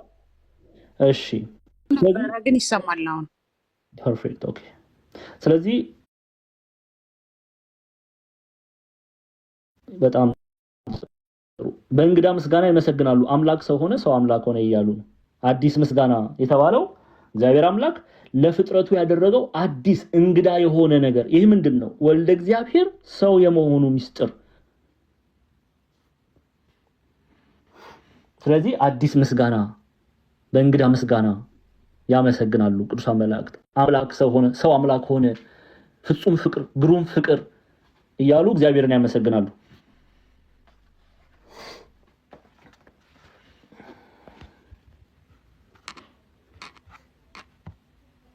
ስለዚህ አሁን ምን አይነት ምስጋና ነው ይሄው? መጽሐፉን ተወስድ ዘንድ ማህተሞቹንም ትፈታ ዘንድ ይገባሃል። ምን ማለት ነው? የተሰወረውን ታውቅ ዘንድ፣ ሚስጥሩን ትገልጥ ዘንድ፣ ፍጹም የሆነውን በስላሴ ልቦና ይላሉ መምህራን፣ ኢትዮጵያውያን መምህራን፣ በስላሴ ልቦና የታሰበውን ታውቅ ዘንድ፣ ትረዳ ዘንድ፣ ትገልጥ ዘንድ ይገባሃል። ካንተ ውጪ ይህን ሊያደርግ የተገባው ማንም የለም። መጽሐፉን ተወስድ ዘንድ ማህተሞቹን ትፈታ ዘንድ ይገባሃል። ካንተ ከእግዚአብሔር ውጪ ይህን ሊያደርግ የተገባው ማንም የለም። ማን ነው ይሄ? ኢየሱስ ክርስቶስ። ለዚህ ነው መጽሐፉን ተወስድ ዘንድ ማህተሞቹን ትፈታ ዘንድ ይገባሃል። ታርዳሃልና በቀራንዮ ላይ ቤዛ ሆነሃልና ለሰው ልጅ መስዋዕት ሆነ ቀርበሃልና ለሰው ልጅ በደምህም ለእግዚአብሔር ከነገር ሁሉ ከቋንቋም ሁሉ ከወገንም ሁሉ ከህዝብም ሁሉ ሰዎችን ዋጅተህ ለአምላካችን መንግስትና ካህናት የሆኑ ዘንድ አደረካቸው። አላደረገም እንዴ? አድርጓል እኮ ጌታችን መድኃኒታችን ኢየሱስ ክርስቶስ። ለአይሁዳውያን ብቻ ነው እንዴ ሞተው? ለአይሁዳውያን ብቻ ነው የሞተው? ክርስቲያኖች እስቲ እንመልከት። መጽሐፍ ምንድነው የሚለው? እስቲ እንመልከት። ሐዋርያት ሥራ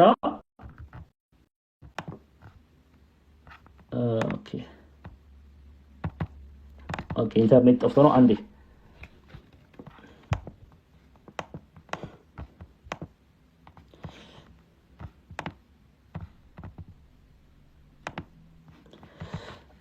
መጽሐፍ ቅዱስ ከፍተን እንይሽ ይሄን ምስጢር እንዴ የሐዋርያት ሥራ ምዕራፍ 1 ክፈቱልኝ ከቁጥር 8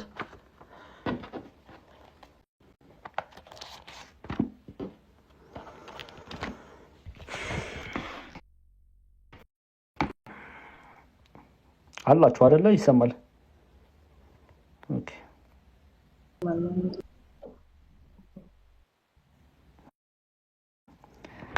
ተንጠባጠባችሁ ምንድነው? እረፍት ትወስዳላችሁ እንዴ? አንድ 5 ደቂቃ እረፍት ልስጣችሁ። ደከማችሁ ወይስ ምንድነው? ያው ራም መንፈስ ቅዱስን በእናንተ ላይ በወረደ ጊዜ ኃይልን ትቀበላላችሁ። በኢየሩሳሌም በይሁዳም ሁሉ በሰማርያም እስከ ምድር ዳርም ድረስ ምስክሮቼ ትሆናላችሁ አለ። ማን ያለው ይሄንን? ጌታችን መድኃኒታችን ኢየሱስ ክርስቶስ። ሰብስቦ ወንጌልን ቤት ስበኩ አላቸው። ይሄው በይሁዳ በኢየሩሳሌም ብቻ አይደለም ታሉት። በተሰበሰቡ ጊዜ ጌታ ሆይ በዚህ ወራት ለእስራኤል መንግስት ትመልሳለህን ብለው ጠየቁት። እርሱም አብ በገዛ ስልጣኑ ያደረገውን ወራትና ዘመናት ታውቁ ዘንድ ለእናንተ አልተሰጣችሁም። ነገር ግን መንፈስ ቅዱስ በእናንተ ላይ በወረደ ጊዜ ኃይልን ትቀበላላችሁ። በኢየሩሳሌም ከዛስ በይሁዳም ከዛስ በሰማርያም ከዛ ደግሞ እስከ ዳርም ድረስ ምስክሮቼ ትሆናላችሁ። ምድር ዳርም ድረስ የሚለው አሕዛብን ነው። ግሪክ፣ ሮም። የእግዚአብሔር የመንግስቱ ወንጌል በዓለም ዙሪያ ይነገራል ማለት ነው። ወንጌል በዓለም ዙሪያ ይነገራል ማለት ነው። ወንጌል በዓለም ዙሪያ ይነገራል ማለት ነው። በዓለም ዙሪያ ይነገራል ማለት ነው። ምን አለ? ምን ብለው አመሰገኑ? መጽሐፉን ትወስድ ዘንድ ማህተሞቹንም ትፈታ ዘንድ ይገባሃል። ታርደሃል በደምህም ለእግዚአብሔር ከነገድ ሁሉ አያችሁ፣ ከነገድ ሁሉ ከቋንቋም ሁሉ ከወገንም ሁሉ ህዝብን ሁሉ ሰዎችን ዋጅተህ ለአምላካችን መንግስት ለካህናት የሆኑ ዘንድ አደረግካቸው። በምድር ላይም ይነግሣሉ።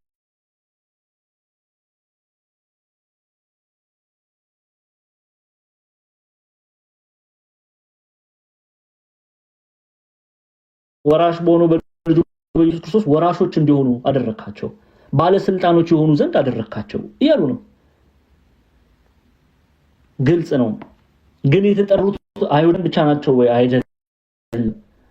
በአራቱም የምድር ማዕዘናት ያሉ ሰዎችን ደምህን አፍስሰህ ስጋህን ቆርሰህ አጥንትን ከስክሰህ የእግዚአብሔር መንግስት ወራሾች እንዲሆኑ አደረግካቸው፣ ባለስልጣን አደረግካቸው ተብሎ ይተረጎማል።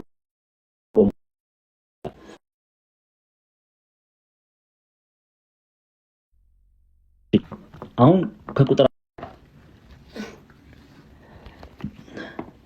አሁን አየሁም ማለት ቅዱስ ዮሐንስ ተመልከቱ። በዙፋኑም በእንስሶቹም በሽማግሌዎቹም ዙሪያ የብዙ መላእክት ድምጽ ሰማሁ። ቁጥራቸውም አእላፋት ጊዜ አእላፋት ሺህ ጊዜ ሺህ ነበር ይላል። አእላፋት ጊዜ አእላፋት ሺህ ጊዜ ሺህ ነበር መባሉ የሚያሳየው ብዙ ቁጥርን ነው። ብዙ ሰማያውያን ቅዱሳን መላእክት መሆናቸውን ለመግለጽ ነው። አየሁም በዙፋኑም ማለትም በእግዚአብሔር ዙፋን በእንስሶቹም 40ቱ እንስሳ በሽማግሌዎቹም 24ቱ ካህናተ ሰማይ ዙሪያ የብዙ መላእክት ድምጽ ሰማው። ብዙ መላእክት ድምጽ ሰማው።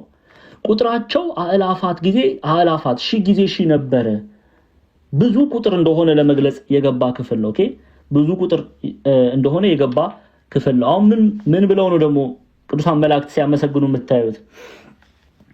በታላቅም ድምጽ የታረደው በግ ኃይልና ባለጠግነት ጥበብም ብርታትም ክብርም ምስጋናም በረከትም ሊቀበል ይገባዋል አሉ። እነዚህ ሁሉ ሺህ ጊዜ ሺህ አላፋት ጊዜ አላፋት ቁጥራቸው ብዙ የሆኑ የእግዚአብሔር መላእክት እግዚአብሔርን ሲያመሰግኑት ነው የምናየው።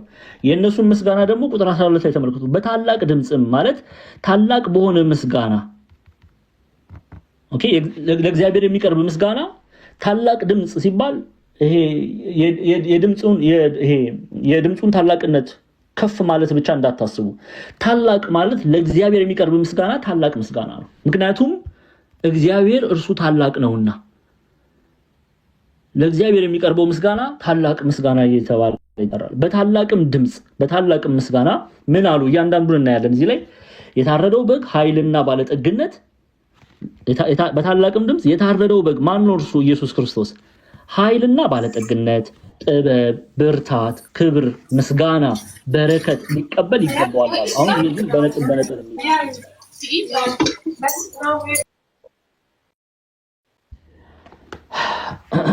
እሺ በነጥብ እንይ ማለት ነው። እያንዳንዳቸው ምን አይነት ምስጋና ነው ያቀረቡት? ግብፃውያን ሊቃውንት፣ ኢትዮጵያውያን ሊቃውንት እነዚህን በተመሳሳይ ሐሳብ ያብራራሉ ማለት ነው። እያንዳንዱን እናያለን። ለምሳሌ ምንድነው የመጀመሪያው? አሁን 3 ክፍል እናያለን። ይሄን ምስጋና እያቀረቡ ነው። ለማን ነው የሚያቀርቡት? ለበጉ ነው። በጉ ማን ነው? ኢየሱስ ክርስቶስ ነው። እነዚህ 24ቱ ካህናተ ሰማይ አንደኛ 24ቱ ካህናተ ሰማይ 40ቱ እንስሳ ምስጋና እያቀረቡ ነው። ቤተክርስቲያን ከሰራዊት መላእክት ጋር ምስጋና፣ መላው በዓለም ዙሪያ ያለው ፍጥረት የሚያቀርበውን ምስጋና ነው የምናየው። አሁን በደንብ ስሙ። እሺ ቃል በቃል አንዴ ጠብቁኝ በደንብ እንድትረዱ። የግብፃውያን ሊቃውንት ያስቀመጡት እያንዳንዱ ምስጋና ከኢትዮጵያ ሊቃውንት ጋር ዲፈረንስ የለውም፣ ልዩነት የለውም፣ አንድ አይነት ነው። ስለዚህ ቃል በቃል እያየን እንሄዳለን ማለት ነው ስለ ምስጋናው። እሺ አንዴ ራዕየ ዮሐንስን እዚህ ጋር ላውጣላችሁ፣ ታገሱኝ።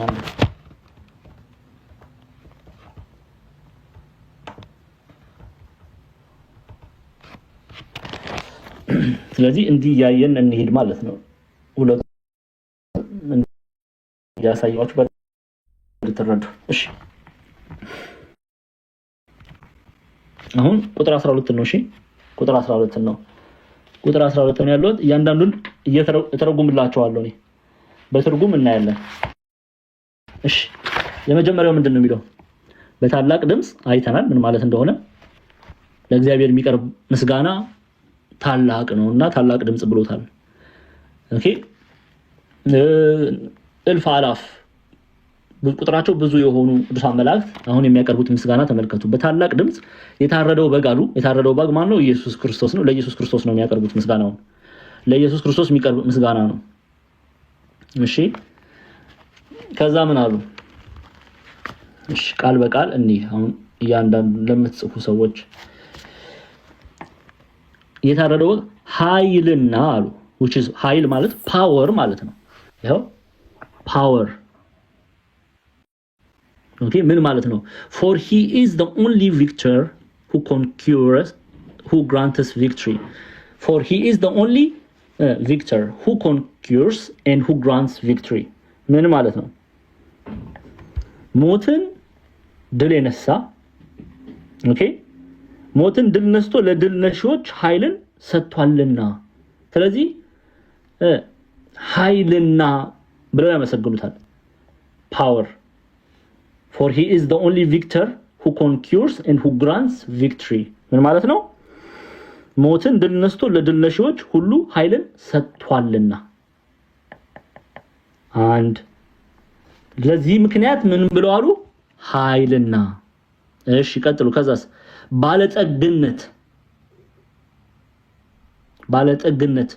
ባለጠግነት ወይም ሪች ሲለዋል እንግሊዘኛው ምን ይላሉ? for he became poor to make us his children rich by his poverty. ባለጠግነት ሀብታም ማለት ነው። ስሙ ምን ማለት ነው? ባለጠግነት እርሱ እኛን ባለጠጎች ሊያደርግ ድሃ ሆኗልና። እርሱ እኛን ባለጠጎች ሊያደርግ ምን ሆኗል? ድሃ ሆኗልና። for he became poor to make us his children rich by his poverty. እርሱ ማን ነው? እርሱ ኢየሱስ ክርስቶስ። እንግዲህ የቅዱሳን መላእክት ምስጋና ነው እየሰማችሁ ያላችሁት ክርስቲያኖች። እርሱ ኢየሱስ ክርስቶስ እኛን ባለጠጎች ሊያደርግ ድሃ ሆኗልና። ኦኬ for he became poor to make us his children rich by his poverty. ዝቅ ብሎ በበረት ውስጥ ተወለደ እኛን ከፍ ለማድረግ ማለት ነው። የሾህ አክሊል ደፋ እኛን የክብር አክሊል ሊያደርግልን ተገረፈ እኛን ነጩን ልብስ ሊያለብሰን እርቃኑን በቀራንዮ ላይ ተሰቀለ። ስለዚህ for he became poor to make us his children rich by his poverty. ምን ማለት ነው? እርሱ እኛን ባለጠጎች ሊያደርግ ድሃ ሆኗልና። እርሱ የተባለ ኢየሱስ ክርስቶስ ባለጠግነት። ከዛስ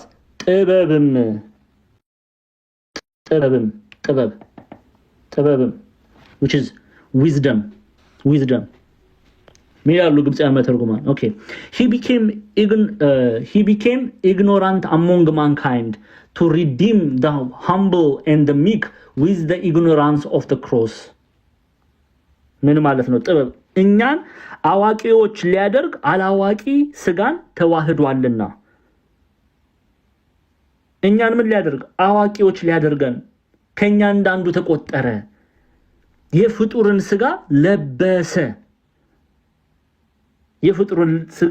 ለበሰ። እኛን አዋቂዎች ሊያደርግ አላዋቂ ስጋን ተዋህዷልና አምላክ ሆኖ ሳለ።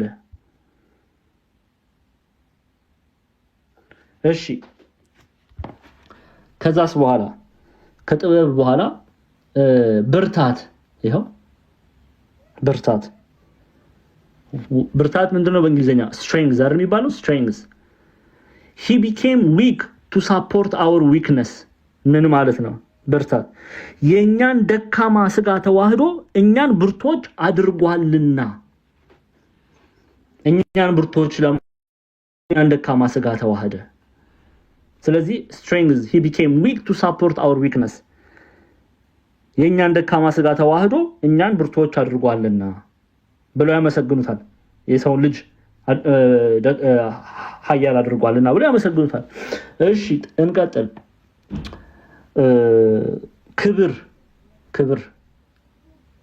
ክብርም ያው dignity, he emptied himself of dignity to make the earthly participant in his heavenly የእኛን ውርደት ተሸክሞ ለእኛም ሲል የውርደት ሞት ሞቶ እኛን አክብሮናልና ለእኛም ሲል የውርደት ሞት ሞቶ እኛን አክብሮናልና። እሺ ከዛስ በኋላ እንቀጥል ቶሎ ምስጋና glory, he carried our shame, taking our sins in his body, so that we may be glorified in him and through him. እኛ ስለ ምስጋና ነው ግሎሪ። እኛ የሚያመሰግን ስራ ስላልተገኘብን ስለኛ ሆኖ አባቱን አስደስቷልና ይላሉ። ስለኛ ሆኖ ማንን አስደስቷል? አባቱን አስደስቷልና። እኛ የሚያስመሰግን ስራ ስላልተገኘ ስለኛ ሆኖ አባቱን አስደስቷልና። so glory, he carried our shame, taking okay ምስጋና ማለት ነው። ግሎሪ ማለት ምስጋና ማለት ነው። ኦኬ እንቀጥል። ከዛ መጨረሻ ላይ በረከት እናገኛለን። ይሄው በረከትን ሊቀበል ይገባዋል አሉ። በረከት ስለምንድን ነው? በረከት which is blessing ማለት ነው። በረከት blessing ማለት ነው። ኦኬ በረከት ማለት bless, to bless or blessing።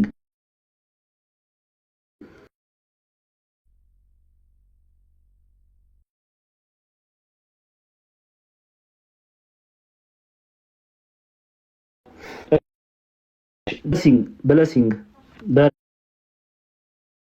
በረከት he bowed to carry our curse that we may be blessed through him። ምን ማለት ነው? እኛ መርገም ቢወርድብን መርገማችንን በሞት ሽሮ በረከት አድርገን በሰማይና በምድር ከምድርም በታች በባህርም ላይ ያለ ፍጥረት ሁሉ በእነርሱ ውስጥ ያለ ሁሉ አሜን ይገባዋል ብለው ለእግዚአብሔር ለልጁ ለኢየሱስ ክርስቶስ ይሰግዳሉ። ኦኬ በረከት እኛ መርገም ቢወርድብን መርገማችንን በሞቱ ሽሮ በረከትን አድሎናልና he bowed to carry our curse that we may be blessed through him, that we may be blessed through him። ታዲያ ይሄንን ላደረገ ለኢየሱስ ክርስቶስ ምስጋና አይገባውም? ክርስቲያኖች ይገባዋል አይገባውም? ለኢየሱስ ክርስቶስ እስቲ አንዴ አመስግኑት። አሁን አንዴ በታላቅ ድምጽ የታረደው በግ ኃያልና ባለጠግነት ጥበብም ብርታትም ክብርም ምስጋናም በረከትም ሊቀበል ይገባዋል አሉ ብለው ቅዱሳን መላእክት ያመሰግኑታል። ማንን የሚያመሰግኑ? ኢየሱስ ክርስቶስን። እስቲ ኢየሱስ ክርስቶስ ምስጋና ይገባሃል በሉት፣ አመስግኑት። ምስጋና ይገባሃል፣ አምልኮ የሚገባው ክብር፣ የአምልኮ ስግደት የሚገባው ፍጥረት ሁሉ ሊንበረከክለት፣ ቅዱሳን መላእክት፣ ጻድቃን፣ ሰማዕታት፣ ሐዋርያት፣ ነቢያት ሊንበረከኩለት የሚገባው እሱ ኢየሱስ ክርስቶስ ነው። ኢየሱስ ክርስቶስ ነው።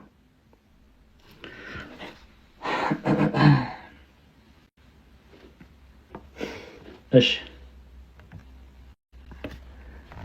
ስለዚህ እንደዚህ ካየን ቁጥር 13 እና 14 እንመልከትና እንጨርሳለን። በሰማይም ከዛ በኋላ በሰማይና በምድር ከምድርም በታች በባህርም ላይ ያለ ፍጥረት ሁሉ በእነርሱ ውስጥ ያለ ሁሉ በረከት፣ ክብር፣ ምስጋና፣ ኃይልም ከዘላለም እስከ ዘላለም በዙፋኑ ለተቀመጠው ለበጉ ይሁን ሲሉ ሰማሁ። አያችሁ ምን አልኩ? ሰማሁ። አራቱም እንስሶች 40ቱ እንስሳ አሜን አሉ። ሽማግሌዎቹም 24ቱ ካህናተ ሰማይ ወድቀው ሰገዱ። መላእክቱም 40ቱ እንስሳ 24ቱ ካህናተ ሰማይ በሰማይ በምድር ከምድርም በታች ያለ ፍጥረት የተባለ ሁሉ ለማን ሊሰግድ ይገባዋል? በረከት፣ ክብር፣ ምስጋና፣ ኃይልም ከዘላለም እስከ ዘላለም በዙፋኑ ላይ ለተቀመጠ ለበጉ ማለት ለኢየሱስ ክርስቶስ ይሁን ሲሉ ሰማው። አራቱም እንስሶች አሜን አሉ። ሽማግሌዎችም ወድቀው ሰገዱለት። ሐዋርያው ቅዱስ ጳውሎስ በፊልጵስዩስ መጽሐፍ ላይ ይህንን ሐሳብ ሲያስቀምጥ እናያለን። ተመልከቱ። በፊልጵስዩስ መጽሐፍ ላይ እሱን አይተን እንቋጫለን። ኦኬ ፊልጵስዩስ ምዕራፍ 2 ተከፍቱልኛል።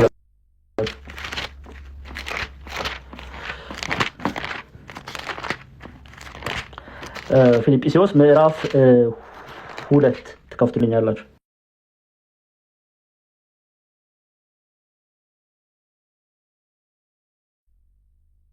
ቶሎ በሉ ክፈቱልኝ። ይኸው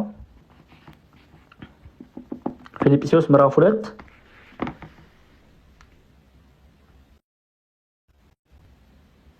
ቁጥር ፊልጵስዩስ ወደ ፊልጵስዩስ ሰዎች ምዕራፍ 2 ቁጥር 10 ጀምሮ ሐዋርያው ቅዱስ ጳውሎስ ይሄንን ቃል በቃል ይነግረናል። ይኸው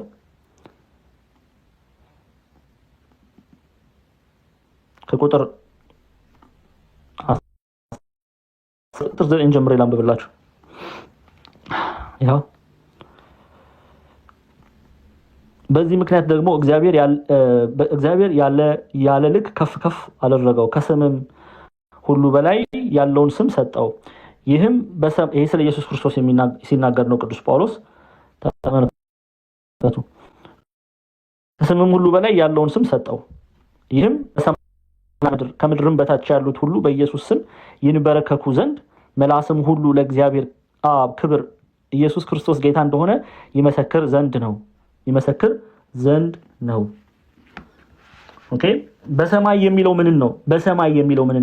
በሰማይ የሚል መላእክትን፣ ፀሐይ፣ ጨረቃ፣ ከዋክብት፣ በሰማይ ላይ ያሉ ከዋክብቶች፣ ጨረቃ፣ ፀሐይ፣ ጋላክሲ፣ ኤቭሪቲንግ ምድር ሰማይ ላይ ያለ። በምድር ሲል ሰው እኔና እናንተ፣ በምድር የሚኖሩ እንስሶች፣ አዋፋት፣ ድንጋዮች ሁሉ ሳይቀሩ፣ በባህር ሲባል አሳዎች፣ አሳ አንባሪ፣ በባህር ውስጥ የሚንቀሳቀሱ እንስሶች፣ የባህር እንስሶች ብቻ በፍጥረት የተባለ በሙሉ ማንን ያመሰግናል ማለት ነው? ኢየሱስ ክርስቶስን ያመሰግናል። ኢየሱስ ክርስቶስን ያመሰግናል። ለዛ ሰማይም ና በምድርም በታች በባህርም ላይ ያለ ፍጥረት ሁሉ በእነርሱም ውስጥ ያለ ሁሉ በረከትን፣ ክብርን፣ ምስጋናን፣ ኃይልም ከዘላለም እስከ ዘላለም በዙፋኑ ላይ ለተቀመጠው ለበጉም ይሁን ሲሉ ሰማው። አራቱም እንስሶች አሜን አሉ። ሽማግሌዎቹም ወድቀው ሰገዱ፣ አመለኩ፣ ሰገዱ፣ ክብርን ሰጡ። ክብር ለሚገባው መጽሐፉን ማህተም ይፈታ ዘንድ ለተገባው ለማን? ለበጉ ለኢየሱስ ክርስቶስ። ያስተማርን የገሰጸን የቅዱሳን አባቶቻችን አምላክ ስሙ ከአጥናፍ እስከ አጥናፍ የከበረ የተመሰገነ ይሁን። እናታችን ቅድስት ድንግል ማርያም ጸሎቷ መልጇ ከኔና ከእናንተ ጋር ይሁን። እንግዲህ እግዚአብሔር አምላክ እየረዳን ራዕይ ዮሐንስ ምዕራፍ 5 ጨርሰናል። ያው እንደምታውቁት ትምህርቱን ስንማር የምንጠቀማቸው ብዙ ምንጮች አሉ፣ ብዙ መጽሐፍቶች አሉ። እኔ ወደ እናንተ ትምህርቱን ከማድረሴ በፊት የማነባቸው የምዘጋጃቸው ብዙ መጽሐፎች አሉ። እንደዚህ ከዛ ውስጥ መጽሐፍተ ሐዲሳት፣ ሰለስቱ፣ ግብረ ሐዋርያት፣ ራዕይ ዮሐንስ ከቀድሞ አባቶቻችን ጀምሮ ሲወርድ የመጣው ንባብ፣ ትርጓሜው፣ አንድምታው፣ የግብፃውያን መተርጉማን በተለይ ቄስ ቴዎድሮስ ማላቲ፣ ፋዘር ቴዎድሮስ ማላቲ ፓትሪስቲክ ኮሜንታሪ፣ ሌላ ደግሞ ብፁዕ አቡነ ሽኖዳ ሳልሳዊ በራዕይ ዮሐንስ ላይ የሰሩት ሀተት አለ። ሌላ እነ ቅዱስ ዮሐንስ አፈወርቅ፣ እነ ቅዱስ ኤፍሬም ሶሪያዊው ያስተማሩት ትምህርት አለ። በኢትዮጵያውያን ሊቃውንት ዘንድ ደግሞ እንደ የቤተክርስቲያን መምህራን የሆኑት እንደ መጋቢ ሐዲስ ስቡህ አዳምጤ በራዕይ ዮሐንስ ዙሪያ የሰሯቸው ሊቃውንት የሰሯቸው ስራዎች አሉ። በራዕይ ዮሐንስ ዙሪያ ብዙ መጽሐፎች የተጻፉ ጽሁፎችን አይተናል። እነዛን ሁሉ እንጠቀማለን። ነፍሱን በስጋም በነፍስም ይማረውና ዳንኤል ክብረትም ዮሐንስ ላይ ራዕይ ዮሐንስ ያለ መጨረሻ የሚል መጽሐፍ አለው። እሱም አለ። ሌላ ትርጓሜ አዲስ ራዕይ ዮሐንስ ያለ መጨረሻ የሚል መጽሐፍ አለው። እሱም አለ። ሌላ ትርጓሜ አዲስ ያንን እንጠቀማለን። እነዚህን መጽሐፍ ቅዱስን ጨምሮ ሌሎችም ቅዱሳን መጽሐፍትን እንጠቀማለን። ይህንን ሁሉ ነው አንብቤ ተዘጋጅቼ ወደ እናንተ ጋር መጥቼ የማስተምራችሁ ማለት ነው። እግዚአብሔር አምላክ ነው ግን እኔንም የሚያስተምረኝ እናንተንም የሚያስተምረው። ሌላው የመጽሐፍ ቅዱስ መዝገበ ቃላትን አዲስ ኪዳን፣ ብሉይ ኪዳን መጽሐፍ ቅዱስ መዝገበ ቃላት እንጠቀማለን። በዚህ አይነት ሂደት ነው እንግዲህ እያጠናን ያለ ነው። ጋሚ ያስተማረን የገሰጸን የቅዱሳን አባቶቻችን አምላክ ጌታችን አምላካችን አባታችን መድኃኒታችን ኢየሱስ ክርስቶስ ስሙ የተመሰገነ ይሁን። እጅግ የምንወዳት እናታችን ቅድስት ድንግል ማርያም ጸሎቷ መልጃዋ ከኔና ከእናንተ ጋር ይሁን። ይቆየን። ሁላችሁንም እወዳችኋለሁ። የእግዚአብሔር ጸጋ የቅዱሳኑ ተራዳይነት ከሁላችን ጋር ይሁን።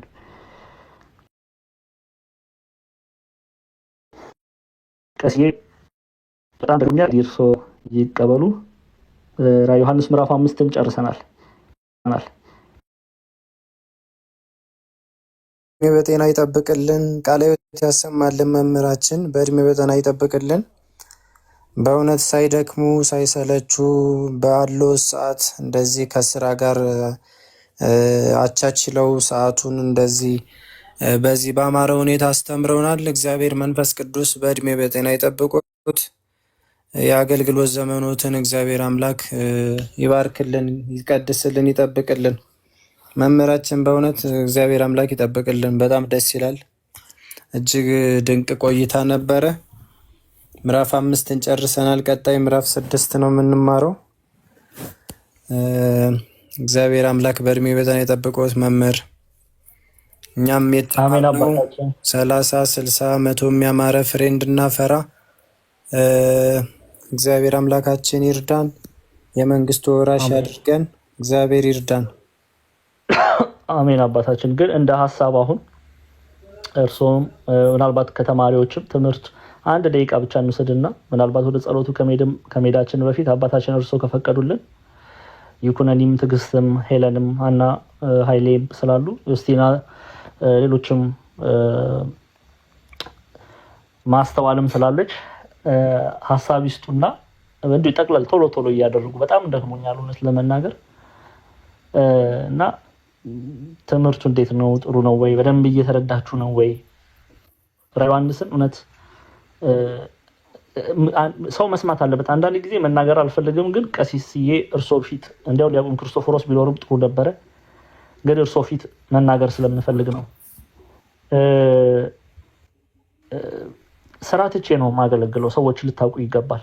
ዋጋ ከፍዬ ነው ከምተኛበት እንቅልፍ ሰዓት ቀንሼ ነው ሌሊት እየሰራው ቀን አገለግላለሁ ብዬ ነው የተማርኩበትን ስራ ሁሉ ትቼ ነው እዚህ ቁጭ ያልኩት። አንዳንድ ጊዜ የሚከፈለውን ዋጋ አለማወቃችን ነገሮችን ቀሊል አድርገን እንድንመለከት ያደርገናል አንዳንድ ጊዜ እና ማወቅ አለባችሁ። በጣም ብዙ በቅርቤ ያሉ ሰዎች ያውቃሉ። ብዙ መስዋዕትነት ከፍዬ ነው እዚህ ቁጭ ያልኩት። ኦኬ ስራ ትቼ የተማርኩበት ብዙ አመት እስከ ማስተርስ ዲግሪ ድረስ ተምሬያለሁ። ጓደኞቼ ሌላ ቦታ ነው ያሉት። እኔ አያሳስበኝም፣ የሚያጓጓኝ ነገርም የለም። ግን እናንተ ካልተማራችሁ እንደዚህ ዋጋ ከፍዬ ቁጭ ብዬ እኔ ያስተማርኩ እናንተ መታችሁ ካልተማራችሁ በጣም ጥሩ አይመጣም፣ ደስ አይልም። እና ብዙ ዋጋ ከፍዬ ነው እዚህ ቁጭ ያልኩት እና ዋጋ ተከፍሎላችሁ እንደሆነ አውቃችሁ እናንተም ደግሞ ዋጋ ከፍላችሁ ተማሩ። ኦኬ ላይክ እንዲያው አንዳንድ ጊዜ በቲክቶክ ላይ ስለሆነ አቅልላችሁ እንዳትመለከቱ፣ በአቅልላችሁ እንዳትመለከቱ። ነገ እችን ቀን አታገኟትም፣ ነገ እችን እድል አታገኟትም እና በዋዛ ፈዛዛ ዘመናችሁን አትጨርሱ። ኦኬ 600 ተማሪ የነበረ ከየት ነው ዛሬ 300 የሆነው? እንዴት እንደዛ ሊሆን ቻለ? 300 ተማሪ የለም። ስለዚህ ዋጋ እየተከፈለላችሁ እንደሆነ አውቃችሁ እናንተ ዋጋ ከፍላችሁ ተማሩ። 5 ሳንቲም ከእናንተ ታቁኛላችሁ። እኔ በዚህ ቲክቶክ በነበርኩበት ሰዓት ላይ አንዳችሁም ላይ ከብዶ መታየትን አልፈልግም። በምን ያህል ዋጋ እንደሆነ እናንተ ታውቃላችሁ። 5 ሳንቲም ግን የምፈልገው አንድ ነገር ብቻ ነው። እዚህ ቲክቶክ ላይ ነው የመጣሁት ለሌላ ጉዳይ አይደለም። አታቁኝም፣ በሌላ መንገድም ደግሞ ታቁኛላችሁ እናንተ። የምፈልገው አንድ ነገር ብቻ ነው፣ እርሱም ትምህርት እንድትማሩ አለቀ። ቅዱሳን መጽሐፍትን እንድትረዱ እንድታውቁ ነው እዚህ ጋር መጥቼ ማስተምረው። ቤተክርስቲያን ያስተማረችን ለእናንተ ማቀብለው። ስለዚህ እናንተ ቁጭ ብላችሁ ተምራችሁ ፍሬ አፍርታችሁ ስመለከት ያ የኔ ደሞዝ ነው፣ ያ የኔ አክሊሌ ነው፣ ክብሬ ነው። የንስሐ ፍሬ አድርጌ መመለከተው ያንን ነው። እኔ እግዚአብሔር አምላክ የሰጠኝን ጸጋ ተጠቅሜበታለሁ ብዬ መመለከተው በዛ ነው። እና አይኖ ይገባኛል። ትምህርት ቲክቶክ ላይ በጣም አስቸጋሪ ነው።